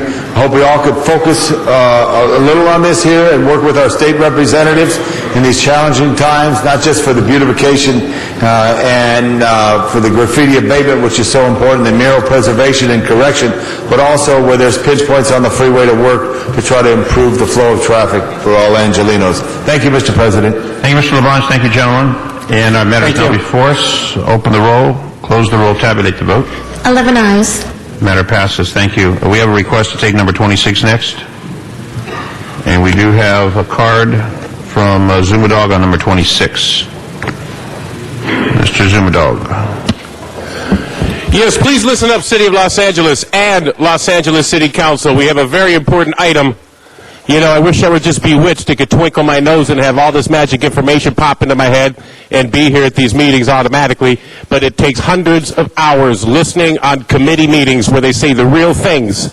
And this item is about the budget, the city's budget. And what happens is it says right here, the impact of meltdowns in the mortgage market, investment banking industry, financial markets, and the impact on the city's investment portfolio, pension, retirement benefits, and the city's budget. And here's what I've concluded. First of all, the City of Los Angeles has been very generous in its pensions and benefits for city workers. That's very good. First of all, that is coming to an end. It will have to be restructured, and the city will not be able to be as generous, and anybody who doesn't think that is wrong. Secondly, we have a lot of employees on these pension plans. We have more employees than the city can possibly pay for. And that's just a plain and simple fact. And so we are also going to have to come up with some very constructive efforts to reduce the payroll. Because what I'm telling you is this meltdown will be costing $500 million from Lacers. And we just lost $4 billion. And guess what, people? The city's on the hook. Just because Lacer lost all their money in this meltdown, well, the city has to pay the difference. And I'm here to say the committee has said that the next fiscal year, not this fiscal year, the next fiscal year, the city will be sinking and going under in a $1 billion deficit over this pension. And I'm here to say, Mayor Antonio Villaraigosa, shame on you for twisting Lacer's arms, I know you did, to invest in these risky projects downtown, like the Grand Avenue and this Murillo Maddox, and you wasted all the money. I went down the toilet, and now the city's got to make it up. But what do you care? You're going to run for governor, you shady criminal. Mr. Smith. With that great introduction. I don't think he was talking about you, Mr. Smith. Yeah, that's right. Thank you, Ms. Troy and Mr. President, staff, for coming forward. The motion was brought in for us to look at the impact of what the pension system is going to do to our budget. I think it's well known that we have budget problems. What is not known that one of the big drivers in that is our pension system. We had just a couple years ago a $150 million contribution to the pension system. It rose up to $236 million, I believe. This year it's projected over $450 million, with a projection that it will reach close to $1 billion in the next two fiscal years from now. We cannot sustain that level of growth in our pension contributions. And so the Budget Committee is going to be looking at what we can do with that as we take up the budget beginning a month from now. But we heard from Ms. Choi and Mr. Perez as to what the status of the pension is, what the issue with the investment portfolio is, what the impacts will be on the pension system, for us to understand that we cannot sustain it as it is continuing today. We must change the way we do business. So with that in mind, we've asked for a report back. These two representatives of two systems are here to tell us how the system is working, what their projections are, to really legitimize what we said here today, that we're going to be facing huge contributions, and what actions we must take to mitigate those problems. So with that, I would like to turn it over to Mr. Perez and Ms. Choi to talk about the two systems that really drive this situation. Thank you. Thank you very much, All my Councilman. time. Good afternoon, everyone. I'm Sally Choi, General Manager of LACERS, the Los Angeles City Employees Retirement System, and I'm here today with Lee See of the LACERS office. Also to his left is Tom Lopez, the Chief Investment Officer for Fire and Police Pensions, and also Mike Perez, General Manager of Fire and Police Pensions, and Laura Guglielmo, also from Fire and Police Pensions. We were asked here today to explain the impact of the recent market activity on the city's contribution to the sworn and civilian retirement pension systems, and what you can expect in the upcoming fiscal years, and what you can do to begin discussions on how to address the very serious financial situation the city is in. So we'll start off with a very basic equation, and that is assets equals liabilities. So on the left side, you see contributions, that's city contributions, as well as member contributions, and investment income, those are your assets, equals the benefit payments that we have to pay out, plus the administrative expenses to run the programs. So this is the basic funding equation for all pension systems. And we're going to talk about each of the components of this equation throughout our presentation today. But what you'll see is as one component of this equation goes up or down, then the other factors move up or down as well. So the first item on the contribution, is that's the factor that will be the one that will fill the gap. Fill the gap depending on what the investment income is. And these are the factors that affect the city's contribution rate. It's the investment returns that we make on the assets that we have every year, and we really focus on the June 30th number. That's the number that we assess our valuations and value our assets. Then we have the benefit design. We'll talk a little bit about that. And then the city payroll is also a big component of this city contribution. And lastly, the funding methods and actuarial assumptions that are used to determine the liabilities and the cost of the plans. So we'll talk about each of these as we go through the process. So let's focus on investment income. This is, again, of that equation, contributions plus income, investment income equals benefits plus expenses. So you can see from our recent performance numbers that the past year has been challenging, and that's not very different from what we've seen in the market. In fact, we've actually done better than the market. As you can see here, for the most recent period, 1 year period ending December 31st, LACERS lost 27%. Fire and Police Pensions lost relatively the same amount of minus 26 and 7%. Compared to what we saw in the S&P, over that same period, 1 year period, the S&P lost 37%. So this is where asset allocation and diversification of investment portfolios do help. But this performance is consistent across the nation of all pension systems and all major institutional investors. So the type of losses that we're seeing here as of end of December, under statistical terms, it's considered a 4 standard deviation event, which in essence is not supposed to happen. So the market cannot, this is something that is so unprecedented in the market and in our funding mechanism that this is having tremendous impact on future contributions for the city. Now, what are we doing to mitigate these losses? There's a lot that we're doing. We do this on a day-to-day basis. The first and foremost is reviewing the asset allocation and our diversification. We're not in the business of chasing returns. We're not in the business of chasing market returns. So we have to look at this very systematically and very diligently on what our asset allocation is. How much goes into fixed income bonds, how much goes into stocks, how much goes into real estate and other alternative investments such as private equity. So we're doing a very thorough review of that. The board, that is one of the key decisions that our boards have to make, is the asset allocation. And the purpose of that is to really reduce risk and broadly diversify the overall portfolio. But under these current market conditions, where normally things do not always correlate with each other, we're seeing that everything is being correlated to the market. So there isn't any sector in the market or outside of the public markets that hasn't been impacted during the last few months. But we're also continuously reviewing our investment managers. We hire a host of managers, very successful and very sophisticated investment managers that help manage these funds. But we're looking at their performance and we're also reevaluating their fees, because we provide them management fee to manage our money. So we're continuously reviewing that to see where we can reduce the cost in managing these funds. We're also looking at ways to reduce the current market risk, and this is something that everyone's looking at, systematic risk. And then the other is, in these down markets, there are opportunities, and we're seeking where those opportunities are and trying to make incremental returns in those areas. For instance, distressed debt is an area that's been very opportunistic for us.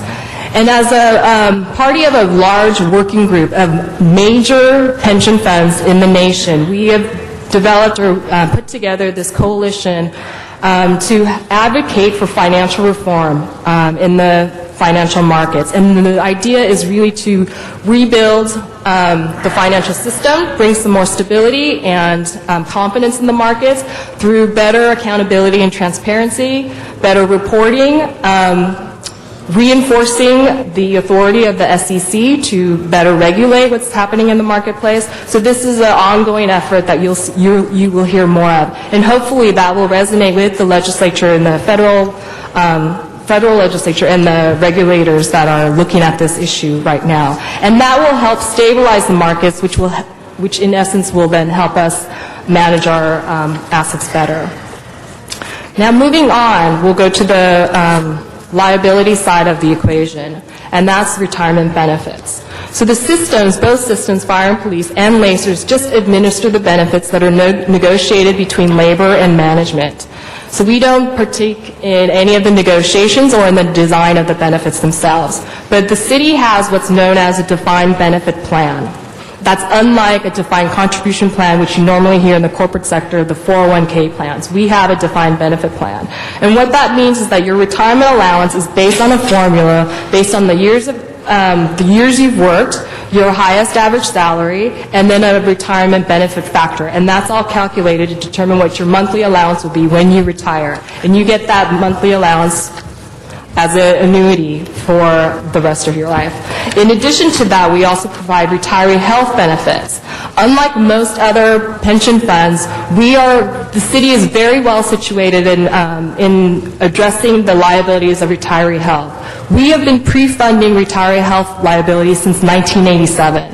So we fund it like we do our retirement benefits. Most other systems do use a pay-as-you-go system, so it just comes straight out of the general fund and they just pay the annual cost, whereas we are pre-funding for future retirees. So that positions the city much better, and that's been reflected in positive bond ratings for doing this. So both systems have been employed that process, a policy. But in times like this does create opportunities to change benefit for future employees. While we have a defined benefit plan, the members that are already in the system have an established formula, there is opportunity to look at different types of design for new employees in the future. Now, the last part of the equation is the administrative expense. This is the amount that goes towards operating the, administering the benefits. So this is something that we take very, very seriously. It's a fiduciary responsibility to make sure our expenses are reasonable and well accounted for, and we are reviewing this again as we're looking at our annual budget. Now, we'll get into the real interesting part, which is what you've all waiting for. So we're circling back to the final C in the equation, that's the city's contribution. And Mike Perez is going to cover that area for us. Thank you, Sally. The city makes a contribution to the pension system based on payroll. The higher the payroll is, the higher the contribution is. The lower the payroll is, the lower the contribution is. And that's a measure of control that the city council has over how much the city contributes to the system. This year, employees are contributing $110 million to the system. The city's contributed $326 million. Next year, the projection, based on the payroll numbers that we currently have, the city's going to make a contribution of $355 million. And that's just for fire and police pensions. That's right. LACER's contribution for this fiscal year was about $369 million. For next fiscal year, 09-10, it will be roughly the same, about $360 million. Just a correction, when you talk about fire police, you're talking about LAPD, LA City Fire, and the port. That's right. Okay. On the next slide, we did some analysis looking at the city contributions with respect to the city's payroll over the last 10 years. If you look at it, LA Fire and Police has had a payroll increase of 63% versus a LACER's civilian payroll increase of 75%. We think that's a significant bit of information for the City Council to take a look at. The next slide. Mr. President, so we're clear too, that the contribution of police and fire is set by charter. Yes, it is. The contribution of LACER's is set by this body. That's right. In negotiation with our unions. So we understand the differentiation there. That's right. So in the contribution area, you make the contribution based on payroll, but where your control is the amount of payroll. And it's the same for LACER's. LACER's benefits are described in the administrative code, and that's the area where there is a measure of control City Council has and the mayor. The next slide deals with funding methods and actuarial assumptions. Now, what this is the measure of control that each board of LACER's and fire and police pensions has. There's a couple of things that we highlight in here called asset smoothing and the market corridor. Asset smoothing basically refers to how we value the assets of the system. We value them over a 5-year period of time so that market fluctuations, like the type that we've been going through recently, don't have a huge impact on the city's contribution, because essentially, if the value of our assets goes way down, the city's contribution goes up in a very short period of time. So what we do is we smooth those assets over a 5-year period. That 5-year period smoothing is called the actuarial value of assets. Now, we've got this rule in place called market corridor, that if the market value goes up 20% above that smooth value of assets or 20% below it, then the smoothing that we do goes away. We've got to recognize market value in a very short period of time, and that's a huge factor that's going to drive up the city's contribution over the next several years if the kind of downturns that we've experienced recently continue. Our board has taken this issue very seriously. We know that there's a tremendous impact on the city. We've worked with our actuaries, our fiduciary council, and we're going to be staff is making a report to the board, to the Fire and Police Pension System Board, April 16th, to look at options there.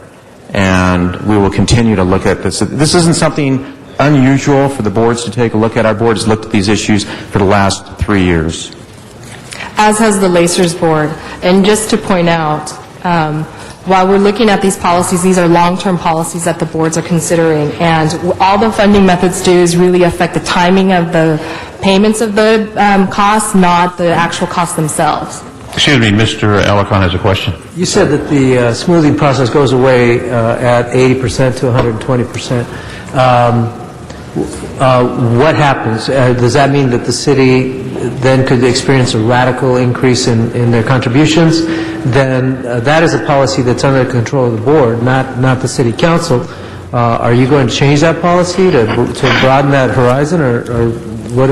It's an issue for staff to take to the board. We're going to be doing that on the 16th of April, and it's something the board's very aware of and very cognizant of the market downturn and the effect on the city's contribution. On the other hand, they've got a duty to the funds as well. So it's a balancing act. Well, I understand that. That's got to be. Is a 5-year smoothing par for the course? Are there 10-year smoothing policies out there? Well, about half of the funds in California have a market corridor where if the market goes really south or north, they've got to invoke a shorter period of time. Half the systems do not have it. Okay, so there's systems out there that don't. But there's been a recent change within the actual standard called number 44, which requires that the value of the assets be determined over a relatively short period of time if there's a large fluctuation. We're in a situation where there's a large fluctuation in the value of our assets. So our actuary is very reluctant to make a recommendation to the board that we make a change in this area that's very radical without being extremely careful about it, and that's what we're doing. Okay, what we don't want to do is... In simple English, your investments are not doing well. So you take the money from the city when it fluctuates largely. Is that what you're telling the public? They have to. Mr. Alarcon, there'll be time for questions if this was a clarification, but there's other members who want to speak. I still want an answer to the question. Based on the equation, the contributions plus investment income equals the benefits from expenses. If the investment component of the equation goes down, then something else has to give. So it's either going to be increasing the city's contribution. I just want a direct question, my question answered directly. Yes. Are you saying that it's because your investments have not been as profitable or have maybe even lost, and that's why that you would come to the city to ask for more money?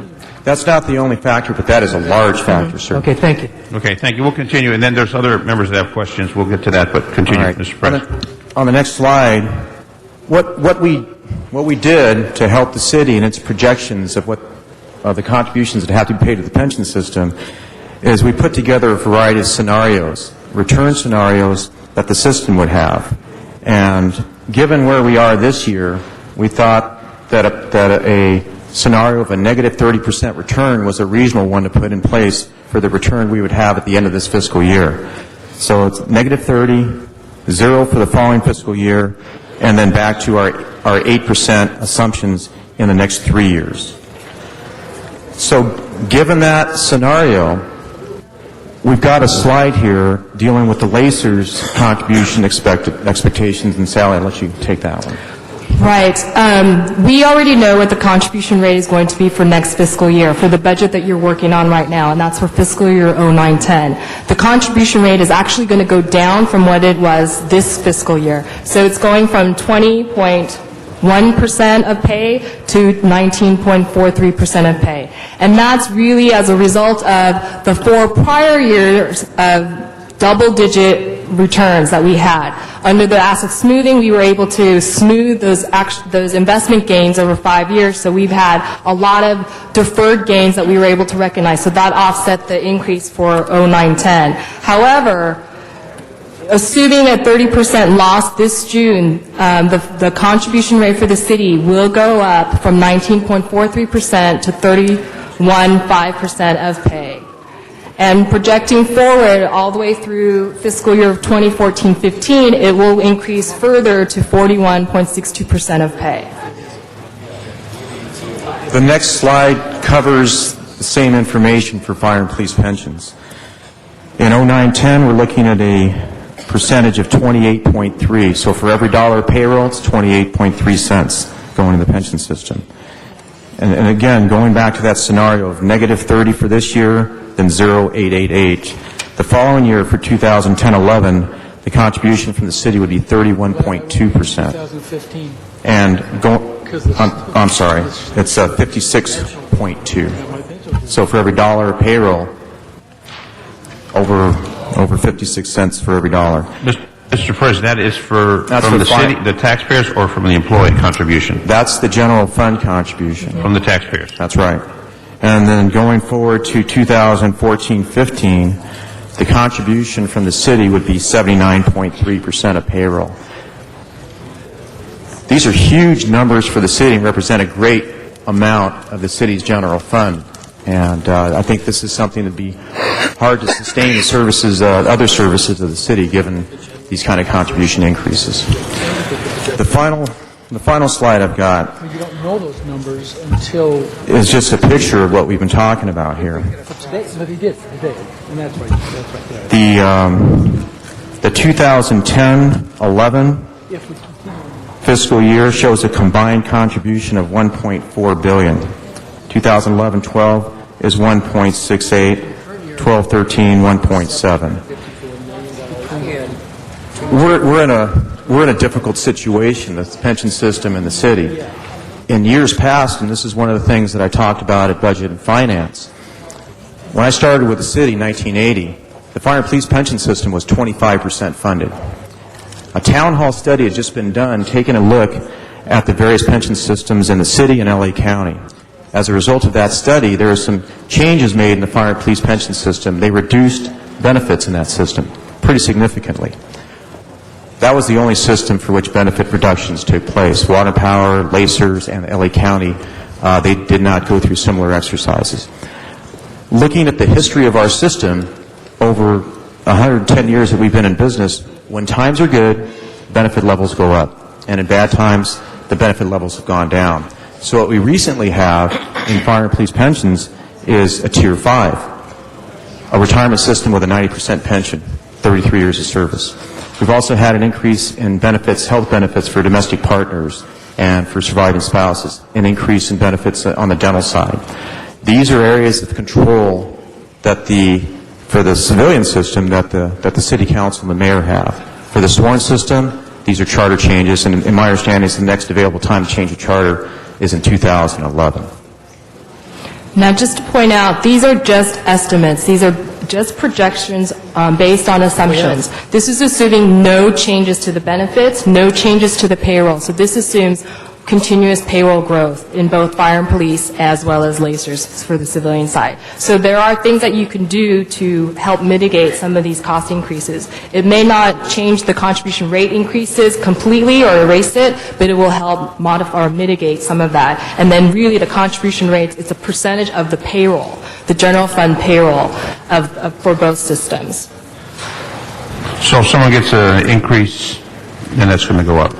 A cost of living is going to go up. Right. It assumed in this, for the actuary, they assume that the payroll is going to grow on average of 4.25% per year. And that's just for inflation, across the board COLAs, as well as promotions and step increases. So that's built into the assumptions.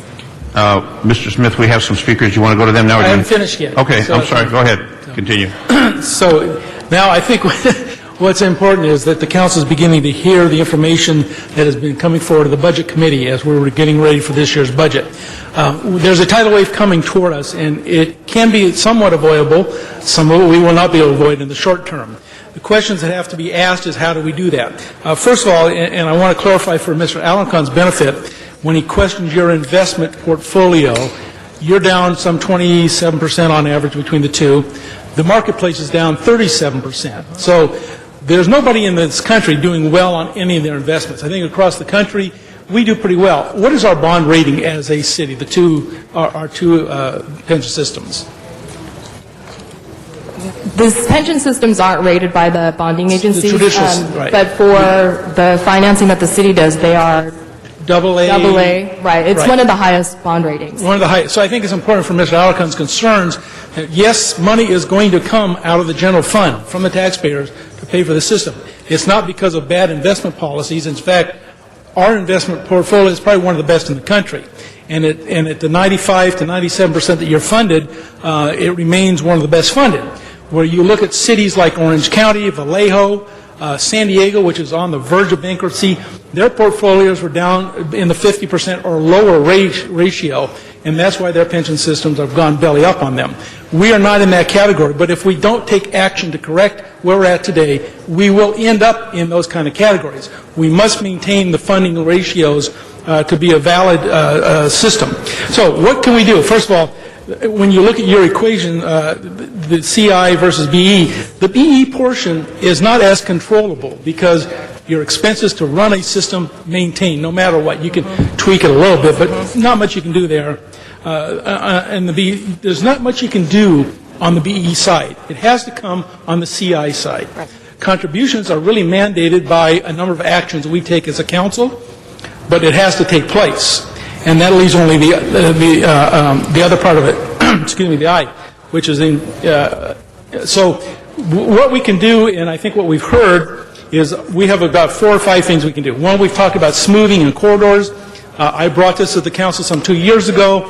The recommendation was you look at that when times go really bad, and that's the time you want to look at smoothing, lengthening the smoothing. Mr. Alarcon, the state of California is at 15%. Just so you know that the state is at 15. A lot of cities are at 7 to 10. So we're looking at that option. It is an option. If we're ever going to do it, now is probably the time to do that. But this board has been very meticulous and methodical about making that recommendation because it is a change that really affects your system. We've got to look at payroll. The biggest indicator of where the contributions come is the number of people that work for you. And let me say that again. The number of people who work for you will drive this the greatest and fastest. It is the fastest correction you can make. Secondly, contributions from the employees. We are currently at 6% for a civilian, 2 and 4 for police, fire? 9%. 9. But that is fixed in charter. We can't move that. So we could move the civilian side of the equation up to the equation of 9%, and that would be one way you can correct that. With a great contribution. And you've estimated that, if we did that, it would be $50-60 million. Take the contribution rate up. 1% of payroll's $1 billion. It would be under about 60 million, right, based on a payroll of about 1.9 billion. If the payroll is where it is today, 50 to 60 million. So the biggest chunks we can do is look at the contribution rate of employees. And they should be asked to contribute more to their system. And then finally, the defined benefits. And that is where I think we've gotten into trouble over the years in that we have often given up small pay raises, 0 to 2% to some unions, in exchange for defined benefit increases of health benefits, et cetera. We need to be in negotiations this year with our unions on all these fronts. Every one of these will drive the BE side of that equation, and that's the only way we can do it. Is that pretty much it? Right, but let me just clarify one thing for LACER's program. We have not had any kind of enhancement in the benefit formula since 1975. So that 2.16% factor. So even, we're probably the prime example of, even if you make no benefit enhancements, you're still seeing the same kind of pain because of what's happening in the markets. Yeah. And then finally, and Sally brought up the point that the standard deviation, which is generally recognized at 5%, as I recall, in accounting, 5% deviation, standard deviations, 5 is normally what accountants use as a number. You're well above that. No one ever could plan for what has happened this year. And we haven't seen that in America since the 50s or the 30s. So our system was really well run for a long time. It was within the realm of reasonable deviations, and it worked.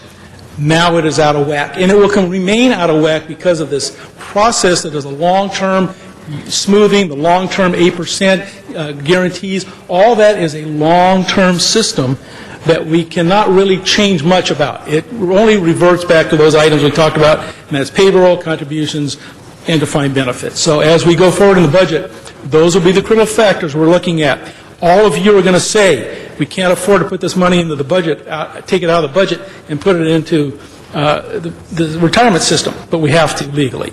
All of you are going to say, we don't want to lay people off. We don't want to reduce the payroll. We don't want to raise contribution rates. We don't want to do that stuff, but if we want to be fiscally responsible and for the future, not for today, but for many, many years to come, future city councils, future mayors, we're going to be asking you to take severe actions this year to rectify this problem so that we don't ever stand before the people of LA again and have to say, we're out of whack, we're in trouble.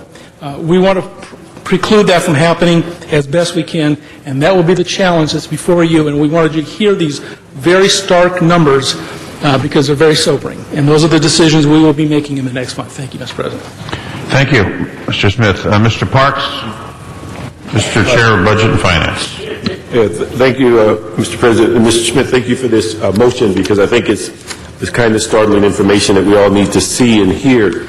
Let me just ask for both pension plans. On page 5, you talk about number 1, reviewing allocations and diversification. Can you give us some idea of your analysis on the down years where we may have done well in our diversified packages and what parts of the packages did not do well on our investments? Could you hold my time? I'm Tom Lopez, Chief Investment Officer for the Fire and Police Pension System. Basically, last year, the best place to be was in United States Treasury bonds. Can you speak up?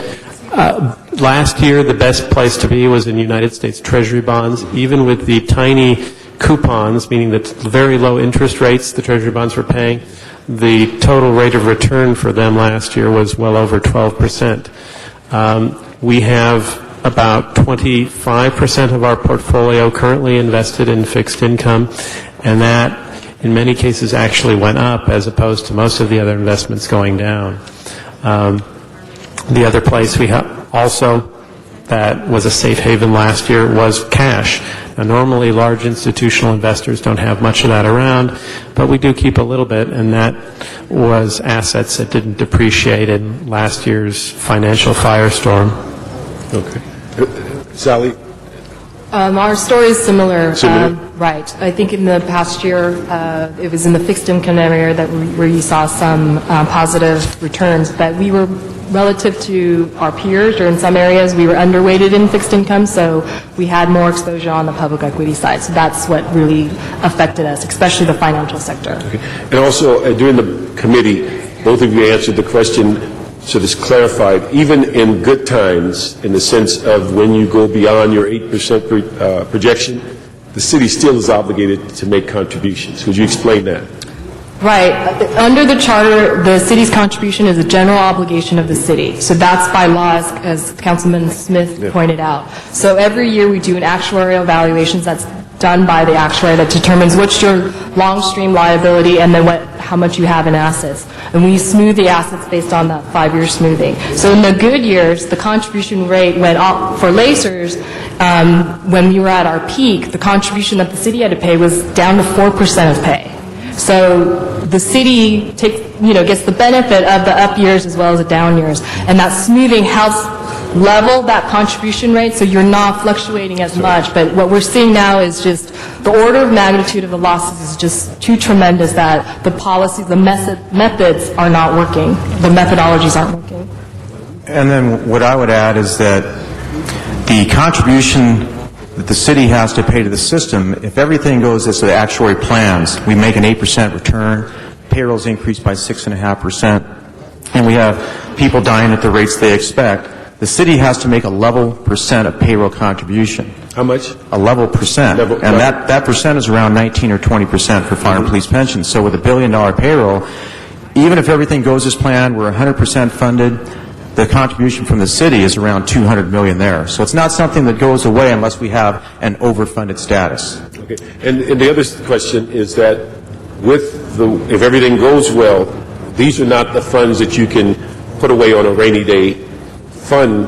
These are funds that are going actually into the system to keep it working.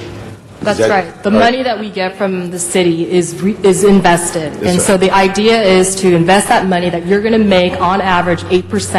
And we typically do better than 8%. And that's what we've experienced the past 15 years. Is the last year or two that it's been harder hit for both systems. So but the other thing I wanted to point out too is even if your contribution rates go down, if your payroll base goes up, your dollar amount that you're going to pay may still go up. Okay. Because of that, it's a percentage of the payroll. I just want to clarify, though, that the money you receive, whether you get 20% on your investment or whatever, goes into investments. You do not take a portion of it and do other things with it or return money to the city or put it in a fund for rainy day, or it goes into investments to continue the system over time. That's right. And generally what we do is we count on receiving that money at the beginning of the fiscal year for purposes of our pension roll. It's an amount of cash that we have that is available for that pension roll and things we call capital calls for private equity and real estate.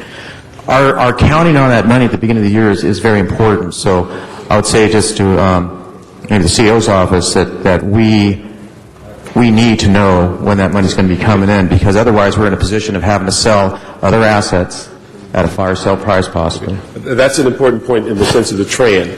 Could you explain why the TRAN is important and what it does that allows the pension system to keep functioning as the city is pulling forth its resources? The TRAN is a tax revenue anticipation note which is used to finance the prepayment of the pension contribution. Normally, the contributions are done on an ongoing basis, so it would be every pay period. But you get a discount if you pay it all up front, because the idea is we get that money up front, we can invest it and then make money on it, and so we give you a discount for that. Now, so that helps fund the plan, and that money can go to work faster.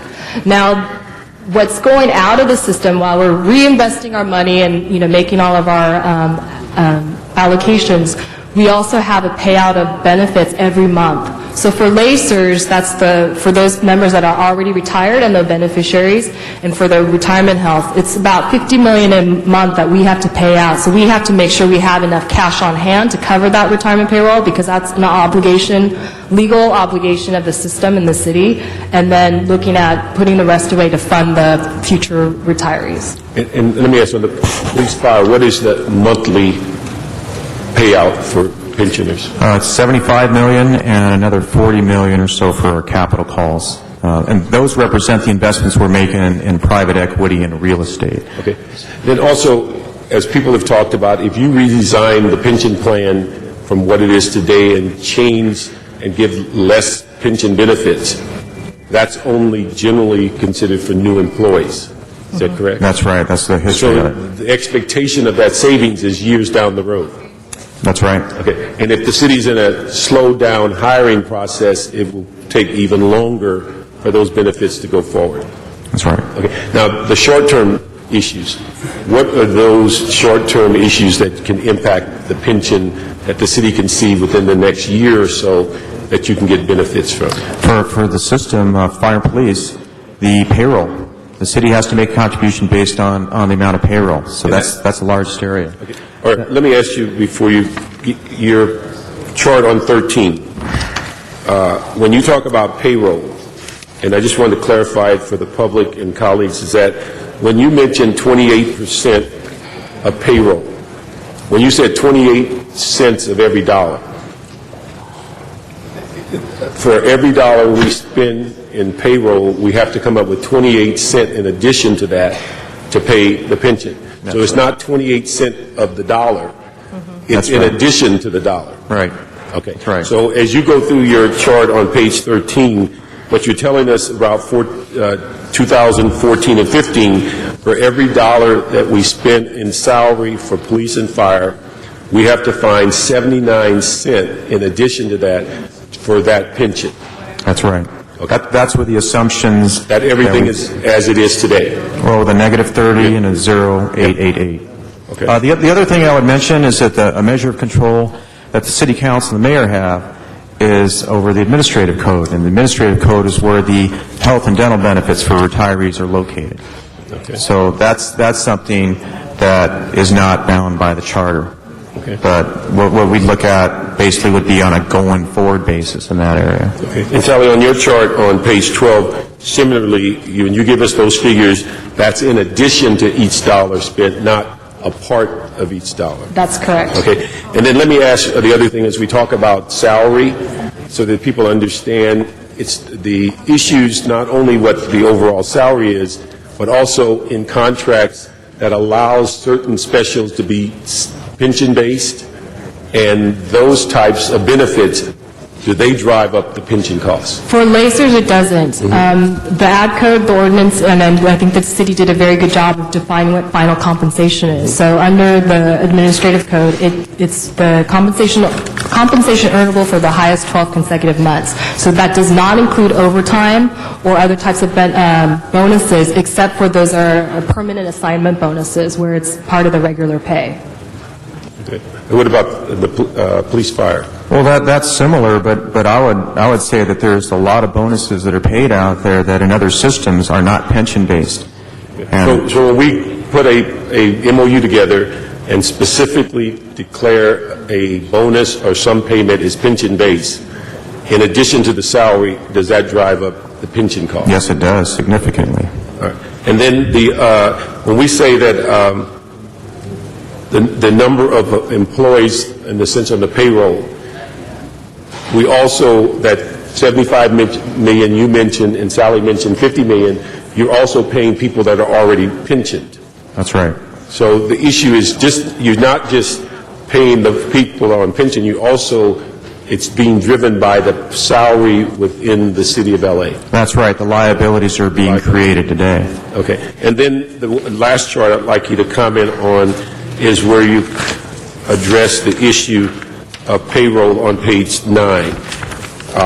This is something that I think that's important for all of us as we go forward and look at the pension. You're saying over the last 10 years that the police salaries have gone up 63% and Lacers is going up 75%.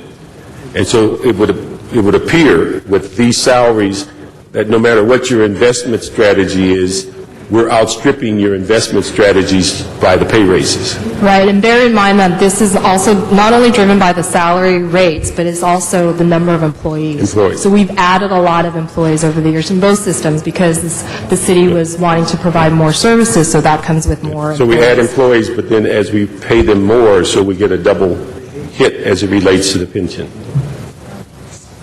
Is that correct? Well, I think, to be frank, I was surprised at the amount of the percentage increase in the Lacer side. I thought the objective of the city was to add on the Sworn side.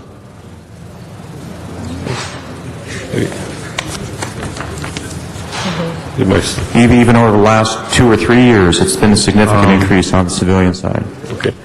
And then let me just ask, in the sense of short-term, and we look at salary, if we can reduce that, look at number of employees. But if I understand it, the key employee that if we make a bunch of people attractive to go in the pension plan, it raises your dollar value that you have to pay out. So it appears that the only group of people that would not drive your pension cost up that left the city employment would be non-vested, generally. So the non-vested employee is the one that could leave the city but not drive up the pension plan. Right, because it would eliminate that future liability. Okay, so the issue is just driving people into the pension system doesn't cut your costs.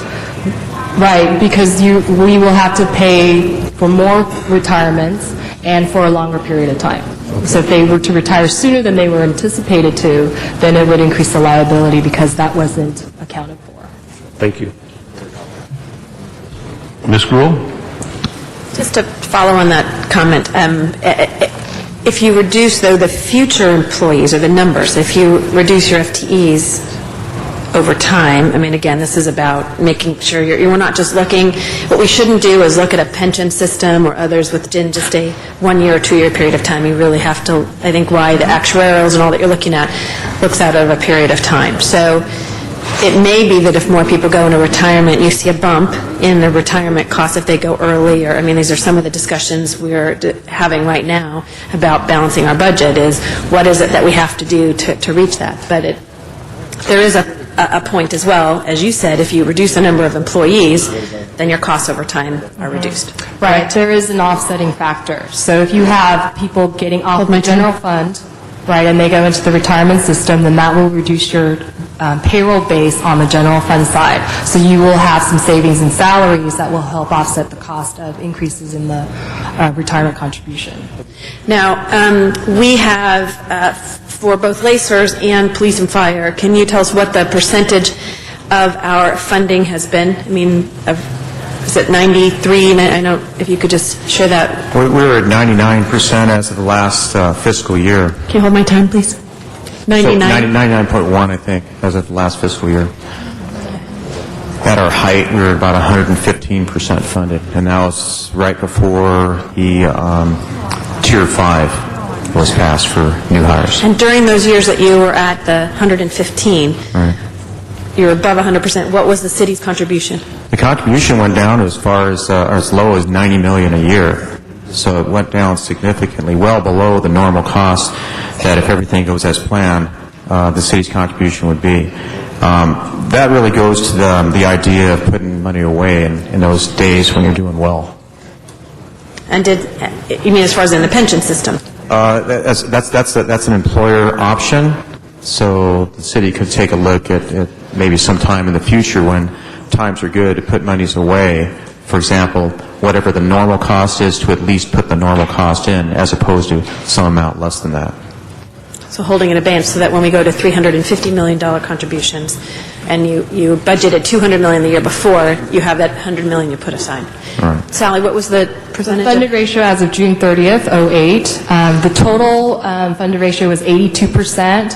For the retirement component, it's 84%, and for the retiree health was at 69%. And again, normally when you hear funded ratios of other systems, they only focus on the retirement since they don't pre-fund the health. And do your dollars where you have here presuppose 100%? No.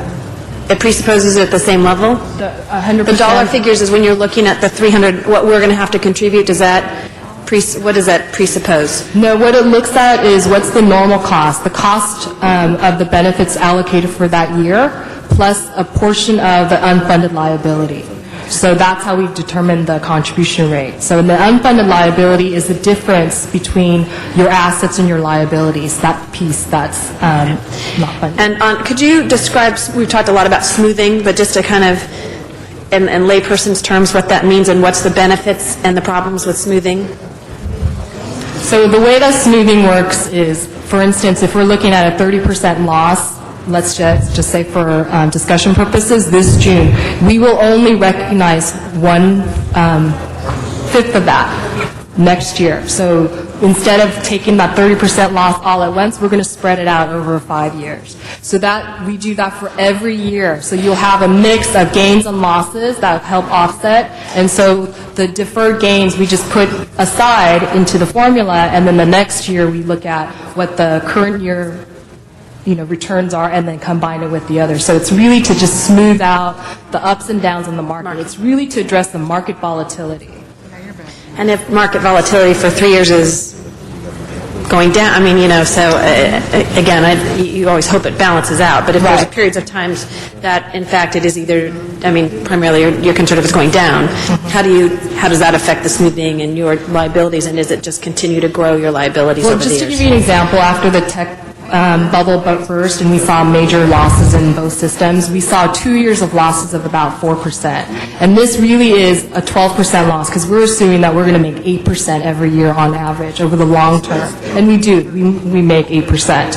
So it's really a 12% loss. And with those 2 years of losses, it took us about maybe 3 or 4 years to get back to more level to offset, because then we had positive returns following those 2 years of negative. So it's a gradual process. So it takes you, the smoothing works both ways, right? Because if you want 5-year smoothings, then that means, and you have really good returns, you got to wait 5 years to recognize all of the positive returns as well. So, and in comparison, as discussed, to other pension systems that are out there, and that I'm not sure, and if we know who that person is who makes really great investments and made money during this period of time, who those people are, and we should go to them, but how do we compare? We looked at and we reported this to Budget and Finance at the Yale Endowment, their premier fund. David Swenson's written a bunch of books about investing and being a contrarian investor, and he didn't do any better than we did. The corporate. I think Greg may have asked how we do with Cal, STRS, and PERS. So for Cal STRS, for the 1 year ending December 31st, they had negative 26% loss.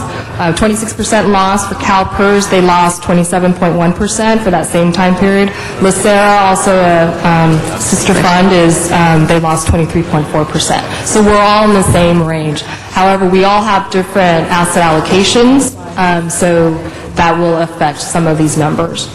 And I guess, does the pension system, either the pension systems come back, and particularly after, again, this is an unusual circumstance at this time, but come back to the council and say, you would help our pension system, you would assist us in not losing money with recommendations on policy changes, because you all say it's the council decision or it is a charter, decision.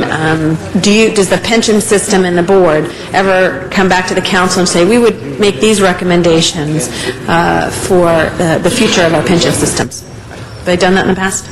I'm not aware of that. The biggest study that I'm aware of is that one that was done in '79 that took a look at the huge liabilities of the pension plans, and it was basically a blue ribbon committee that was convened of leaders, an actuary, I forget the name of it, but leaders in the pension industry, to take a really hard look at the systems and be able to come up with those recommendations.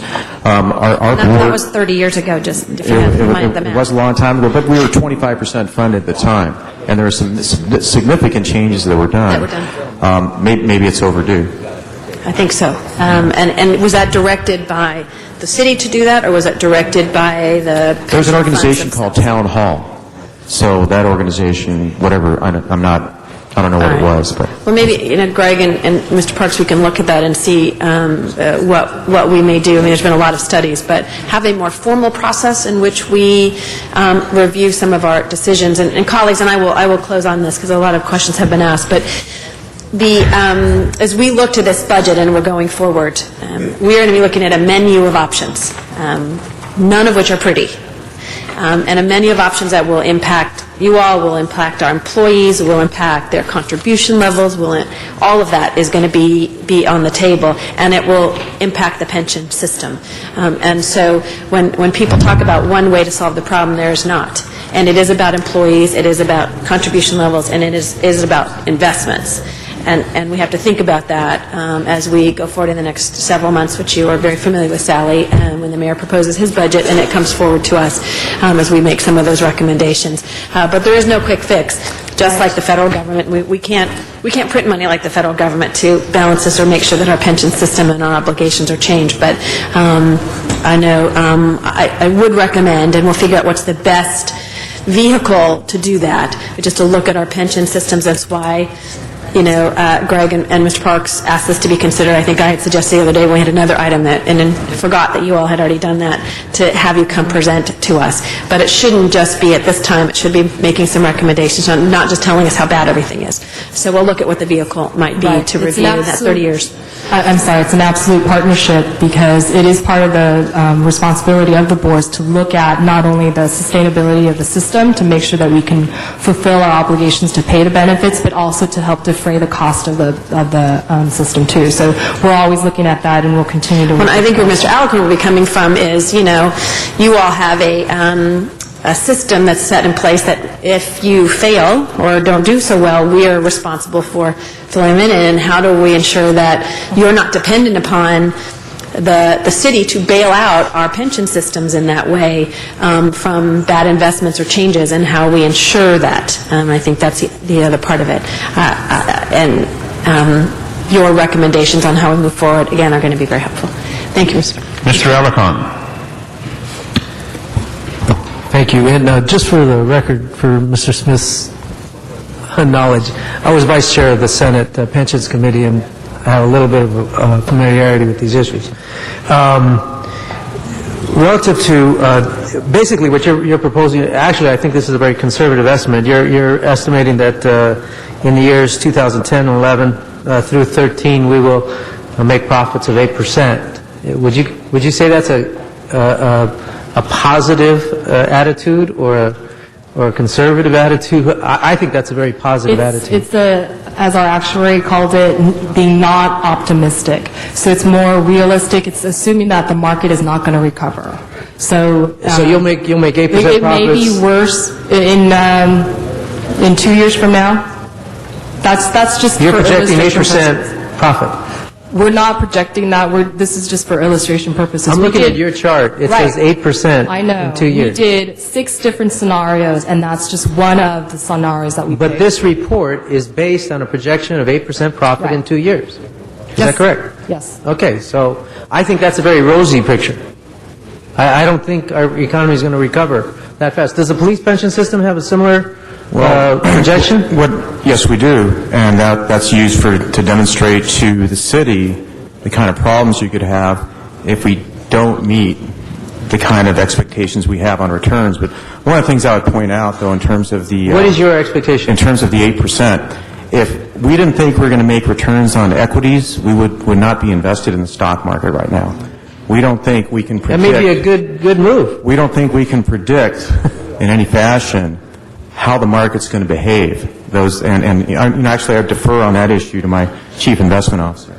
So why invest? I mean, I agree. That sounds great. Pull all the money out. Stick it in bonds.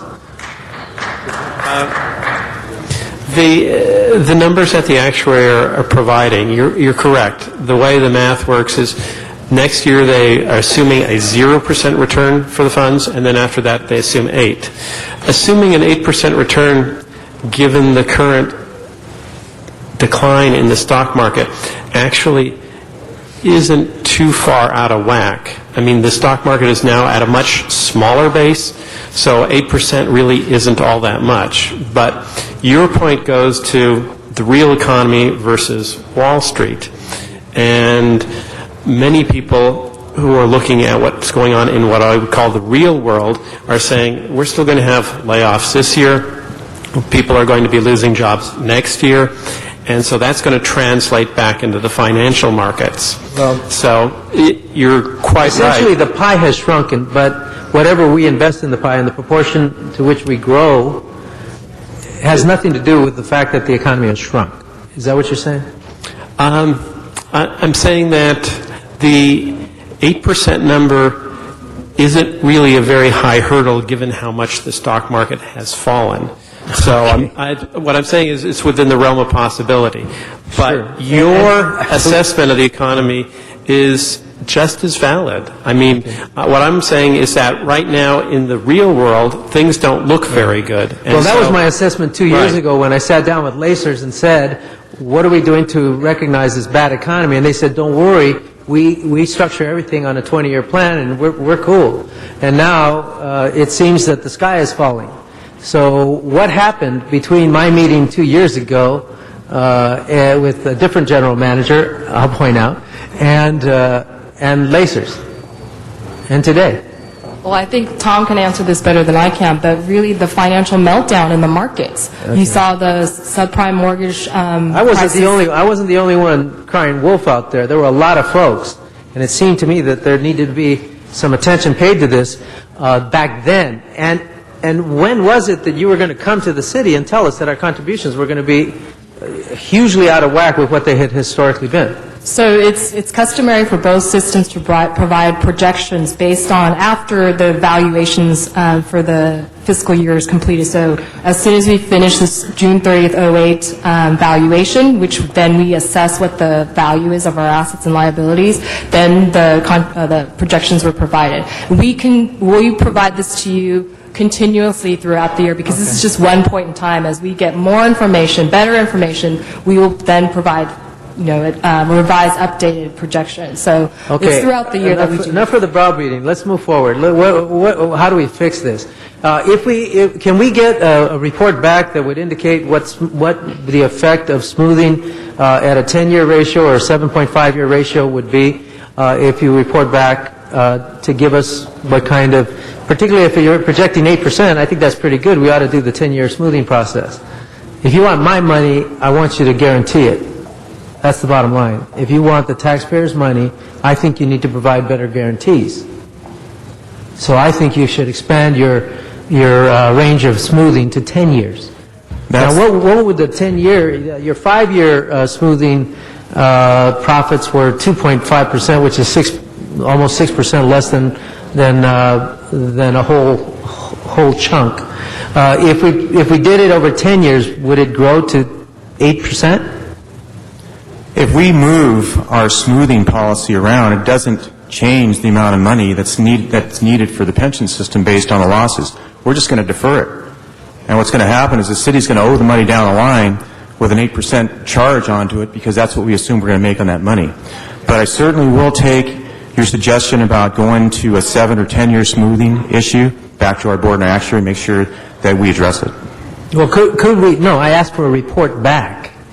Can we get a report back as to what the effect would be if we had a 10-year smoothing policy or a 7.5-year smoothing policy? And secondly, if we expanded the corridor to 25%, what would happen? Yes, we can report back to the council. Can I make a friendly motion to... Can I make a friendly motion to do that, Mr. Smith? Because I think while we have to look with a new eye at how we move forward with our budget and our negotiation process, I think they also have to look with a new eye at how they manage their affairs because we are paying for it. And before we guarantee their allocation, we need to have a comfort zone of spreading the return. Now, yeah, we're not going to see the return for a long. I'm projecting that in 3 or 4 years the economy is going to be good. And so what I'm saying is that it will slow down the lower contributions that we would make in 4 years, but in 10 years we'll be better for it. So I would like to have those report back to you. And we can do that because I think the board has already commissioned a study on that, which is done, and their boards are scheduled to take this up shortly, aren't you? In April, both of our boards. So we can have a report back on that next month? Probably end of next month or early May would be preferable. Is that good? Sure. Yeah, it's not going to change that much in that short a time, so. But I know they've been working on it for the past year, and they're ready to make those kind of decisions. Yeah. Also, did we invest in any of those banks that screwed the public, AIG. like AIG or any of those other ones? We have both funds use what are called index funds, S&P 500 index funds, and so those both are general funds. Yeah, they're Mutuals, not. Yeah, they're not actively managed. In other words, it just duplicates literally every stock in, say, the S&P 500 index. And so a number of the problem banks were in the index funds. But we haven't taken a bunch of money and dumped it into one particular company as one investment. No. Those were mutual funds, essentially. Like a mutual fund. Okay, thank you. Thank you, Mr. Alicante. We're going to be down to a bare quorum, but Mr. Weston has an appointment. He will be leaving in 5 minutes. Mr. Reyes, followed by Mr. Labange, followed by Mr. Parks. Thank you, Council President. I kind of hear that warning trying to come to the microphone, but we'll move on. I just wanted to get from you clarity as to the relationship of your role and our role. Can you describe the relationship? Because we're tossing our numbers, we're asking for different things, and I'm not sure it's clear. Those who are listening and my colleagues, I mean, can you just describe what that relationship is and what is our level of interaction? Can you just put that succinctly? And I think one of the major issues that I bring up is that the Board of Fire and Police Pension Commissioners has fiduciary responsibility and plenary authority or complete authority over the administration of the system. That was made clear years back when Governor Wilson, I believe, tried to help balance the state budget using CalPERS dollars. So when I respond to Councilman Alicon's request to have us take a look at particular funding methodologies, I'm reluctant to make a promise on that because it's up to our board to take a look at that. I will certainly pass that information on to the board and make a recommendation on it, but ultimately it is up to that board to make the changes in those methodologies. So no matter how loud we scream or yell, it's up to the board to make that decision. Yes, sir. Not the council. Yes, sir. Okay. Now, that being said, knowing that it's our budget that connects with how the system works, is it conceivable to have much shorter loops of information to this council so that we understand how we are progressing? Yes. Yeah, we certainly recognize the situation the city's in, and we've made every effort to keep the CO's office and CLA's office advised as to what's going on. And we recognize the great interest in what's going on here, and we want to make sure you've got the information that you need. Just lastly, there have been many of my former co-workers in the planning department and others that come up to and say, you know, just bail me out, just let me go, I want to leave now, it's bad, I want to retire, give me my 5-year credit, and I'll take my 25 years now. But that doesn't really help, given everything that's been described in the past hour. It will help in the sense that if those folks get off of the city's payroll, your payroll base will go down. So it will help in that effect, in that regard. But it's only on one side of the equation, not on the other. And I would say that what you're creating then is a situation that we've not demonstrated in any of the slides we have there. If we were to roll that information about the buyouts, I think we'd have a different picture here. And thank you for, the other point is that you will only get those savings if you do not backfill those positions. So you would have to ensure that if the people get off the payroll, that then you don't hire someone behind them. How soon can we get a thumbnail sketch of what you just said? Do we have to wait for the formalities of inviting you here and go through all that? Of which part? I mean, in terms of, because I know you did like a thumbnail sketch to give us an idea of how dire the situation is. But now we talk about options, solutions. I'm assuming the next time you're at the center table that we can get the opportunity to understand what these options could mean if we do provide folks to leave earlier but not hire, and what that actually means? Right. We can come back in about a month on the funding policies in terms of the assets moving to show you what the results would be if we were to modify the current policies. So that would be one aspect. We would have to work with the CAO's office, depending on what kind of progress they make on negotiations with respect to the benefits as well as any discussion of early retirement. All my respect to the chairs of the committees, and I thank Councilor Parks and Smith for allowing this venue to occur, but I'll just do a motion to ask for that and work in the goodwill that we have been sharing to this point. Thank you. Mr. Labange, followed by Mr. Parks. Okay. This is coming back within a 6-week period? I'm going to the board April 16th. And what the board would do at that point is to send their actually out with marching orders in terms of specific options to look at. So I should have information on some of the options the actuaries For the public, tell who's on the board, because the public does watch. I'm sorry. Tell them who's on the board. The board has 5 appointees, the mayor controls, and 4 elected members. Would you like the names of the people? What the role of the 4 elected members? The 4 elected members, 2 are elected who are retired, 1 from police, 1 from fire. 2 are active, 1 also from police and fire. Right. The other 5 are appointed by the mayor. That's right. And for Lacers, we have 7 members, 4 of whom are appointed by the mayor and council, confirmed by the council, and then 3 that are elected. 1 is a retiree and 2 are active members. Right. This is very important. These information to the public, because not everyone understands, especially a public system of pensions, as opposed to, if you talk to someone about a 401k, they'll say, my 401k is now a 101k, as it all has gone down. The challenge that we have facing in the short time of all our lives, to see the growth of the economies of the world, when much of the wealth and capital was in the United States, with the rise of China and Russia, Brazil, and India and other places of the world, Eastern Europe, the dollar has now shrunken in its strength. So this understanding is not there, and everything Mr. Alarcon was speaking about earlier about the banks that you addressed, everything's so intertwined now. So it's not an easy fix in any which way. And we have to be steady because it is affecting so many aspects of our life and the life after service for those in police, fire, and public servants. All that being said, I look forward to coming back and keeping a watchful eye on this.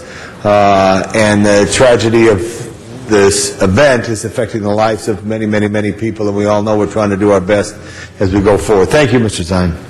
Mr. Parks, and the one question, does Water and Power have a separate pension system from the ones you mentioned? Yes. And that hasn't been commented on. Are they in the same boat? Right. From what I understand, they had similar types of losses. I think for their year ending December 31st, they lost about 24%. Thank you. But the contributions to that fund are not paid by out of the general fund. That's the ratepayers for water and power services. But certainly what's happening there will impact the net income of DWP. And the rates of water and power are affected? Yes, sir. Okay. Mr. Parks. Yes. Let me just ask a couple of questions. Could you, on page 11, tell us what that 30% means in dollars, approximately, so we get an idea of what that loss meant? 30%. Oh, my time? I'm sorry, on the investment losses? Yes, when we say 30%, I'm just trying to get a sense. So that's roughly about $3 billion for Lacers. How much? $3 billion. $3 billion. Is that for both? No, it's for No, fire. it would be larger for our fund. Pardon? The dollar amount would be larger for our fund as So well. we're saying $3 billion for Lacers, and larger, do we know how much larger? Well, the 30% number is actually just a projection. It's not real. Well, I mean, we're talking ballpark. Right. In our case, that translates to probably about $3.5 billion, $4 billion. Okay, so we're saying, so people understand the loss is roughly between $6 and $7 billion between the two funds. So that's the amount of money you'd have to make up over time to bring it back to prior to these losses. The other thing I wanted to just see if we can clarify, when we talk about smoothing over time, I think we need to add to the discussion that when you make that decision, that's somewhat of a permanent decision. That you just can't come back later and say, let's do 6, let's do 12. I mean, could you explain what that means if you go down that course? Well, it's again a long-term policy. The whole purpose of the asset smoothing is really to address the market volatility. So it's not just for short-term drops. Right. So that's the way that the boards have to approach this, because they have to look at what's actuarially sound and fiduciarily responsible. Because again, it's to ensure that we can fulfill our obligations.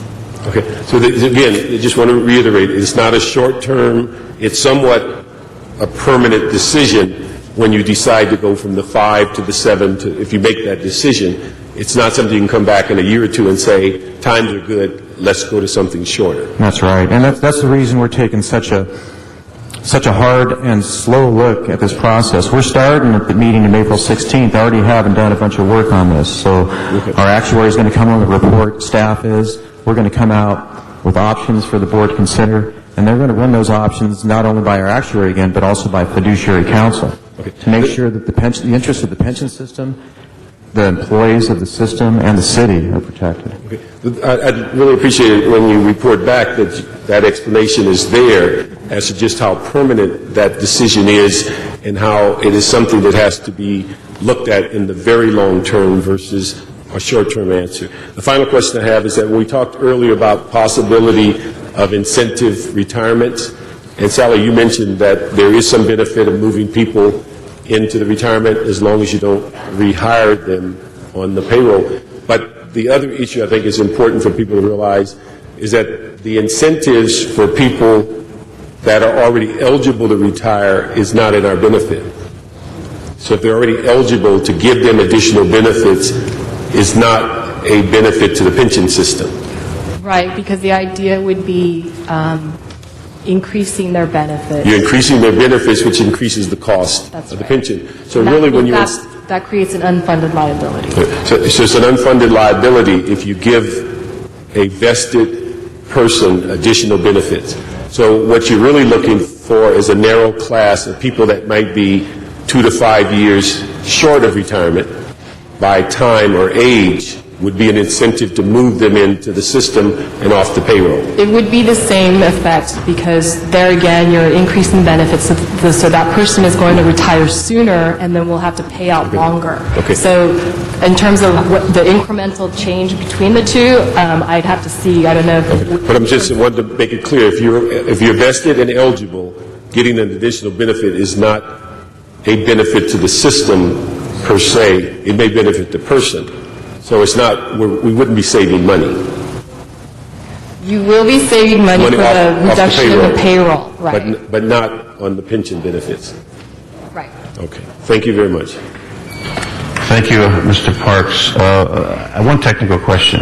FDIC for the banks, credit unions, is there anything to secure the pension funds other than the taxpayers? No. Just the taxpayers? No, as a public pension fund, unlike the corporate funds, which are covered by the public PBGC, which secures or helps secure some of the corporate funds, with public pension funds, it is the obligation of the employer. Which is the City of Los Angeles? Which is the City of Los Angeles. Okay. Thank you. That concludes all the questions. This matter is now up for a vote. Open the roll, close the roll, tabulate the vote. 10 ayes. Thank you very much. Next item. Next item, Mr. President, is item number 25, and that was called special for cards. Number 25, Mr. Zumadog. Yes. Did anybody just hear that last item? I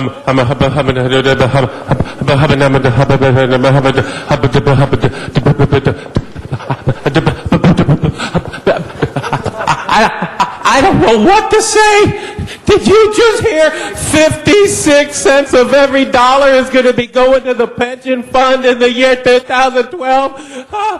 The city is over. The city is over. I have never heard anything like this. I am in shock. We better start talking about the rent escrow.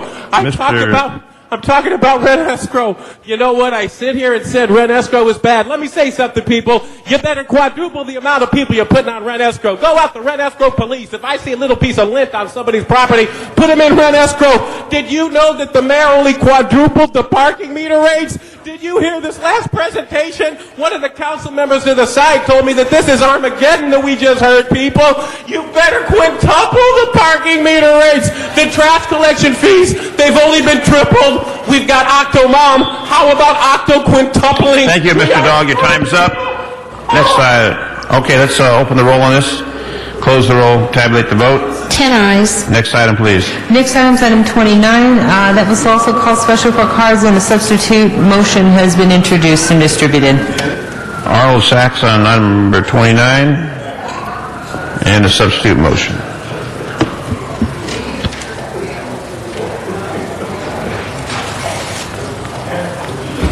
Yes, good afternoon. Arnold Sachs. Part of this motion reads, I believe, that the contractor will follow all the city rules and regulations. But my question is, or the contractor will follow all city policies. But what about CRA policies? Somehow, somewhere, this item smells of CRA corruption. And since the CRA is not a city agency, and we've seen before that the city just recently bankrolled their legal fees, and with the Grand Avenue project, there was a lawsuit by the Bonaventure Hotel owner. The city had to pay out to the hotel owner, who sued the CRA because they changed the density of the project. The question is the CRA involved in this program, and will the developer be forced to follow any of the CRA policies, or will the CRA policies trump any city policies? Thank you again. Thank you. Matters before us. Open the roll, close the roll, tabulate the vote. 10 ayes. Next item, please. Next item, Mr. President, is the closed session item. Okay, we're going to now go into closed session.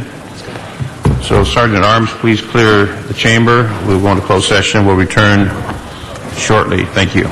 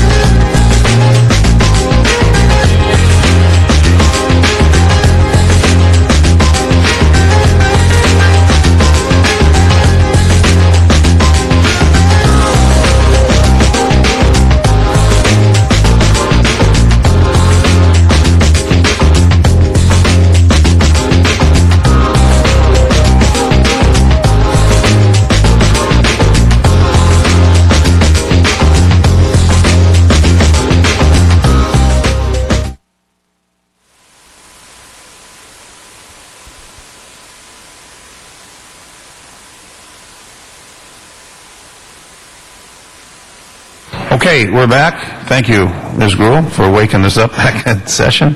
Madam Clerk. Mr. President, the item before council is item number 30, and that settlement in the case of Michael and Kathleen Latanzi versus City of LA, and the settlement amount is $5 million. On that matter, open the roll, close the roll, tabulate the vote. 9 ayes, 1 no. Next item, please. Council has motions for posting and referral, Posted and referred. and that clears the desk.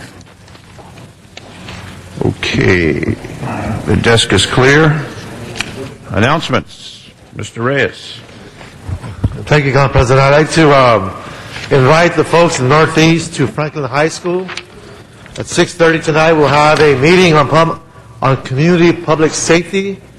The folks in Highland Park have, the Northeast, the Cypress Park, areas of Highland Park, have endured several shootings.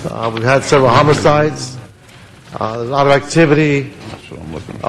That's policing in nature, and we'd like to invite the community to come and speak with the various police officers, the officials that are involved in this process of trying to address and quell the level of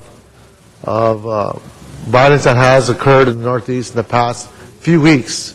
So it's at 6:30 at Franklin High School Auditorium, Community Public Safety Meeting. Thank you. Mr. Reyes, thank you. Mr. Labange, we have adjourning motions. Please stand for adjourning motions. Mr. Alarcon, adjourning motion. Yes, members, I'm introducing this as, at the request of Councilmember Cardenas. His staff member, Bertha Velasquez, as you know, they have done a lot of work with the deaf community, holding the Deaf Festival every year. And one of the people that they have come to know in that regard is Charles David Carter. And so they've asked that we adjourn in his memory. He died peacefully at home in San Diego on March 21st. He was born in Rotan, Fisher County, Texas, to Grover C. Carter and Mary Ruth Carter. He attended Texas School for the Deaf in Austin, Texas, and Harrison Chiloe Baptist Academy in Knoxville, Tennessee. He moved to Los Angeles in 1990 and worked at the AIDS education of the deaf for the Greater Los Angeles Agency on Deafness. Later, he was employed as a residential property manager for 17 years. He served on the Los Angeles County Commission on HIV and was an American Sign Language instructor for the Disability Rights Legal Center. Last year, he relocated to San Diego, where he became a supporter of the Youth Housing Project through the San Diego LBGT Community Center and Deaf Services Center of San Diego. He leaves his mother, Mary Ruth, daughter Cammie Jennifer Carter, and sister Gwen White, and many others. Thank you. Thank you, members. I ask we adjourn in memory of David Briggs, who for over 21 years was the very special person who worked at the Los Angeles Police Department headquarters as their man who took care of all the shoes and boots of officers. You read the story in the paper. I ask we adjourn in memory of David Briggs. He's survived by his son, David Briggs, Jr. Also, I ask we adjourn in memory of Bob Arbogast, a longtime radio performer. He came to Los Angeles, was involved in World War II as a Navy man, but as he came back to Los Angeles, he went to City College, then went down to Arizona, at the University of Arizona, worked his way across the country in radio, and wrote television as well. He was a great voice and a great activist.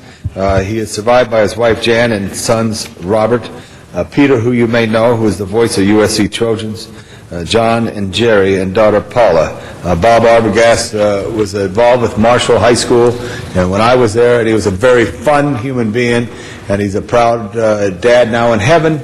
His sons are not only successful in their endeavors, several of them are involved as educators as well. As we adjourn in memory of Bob Arbogast. Thank you, Mr. Labange. Any other? Okay, thank you. Madam Clerk, call the roll, please.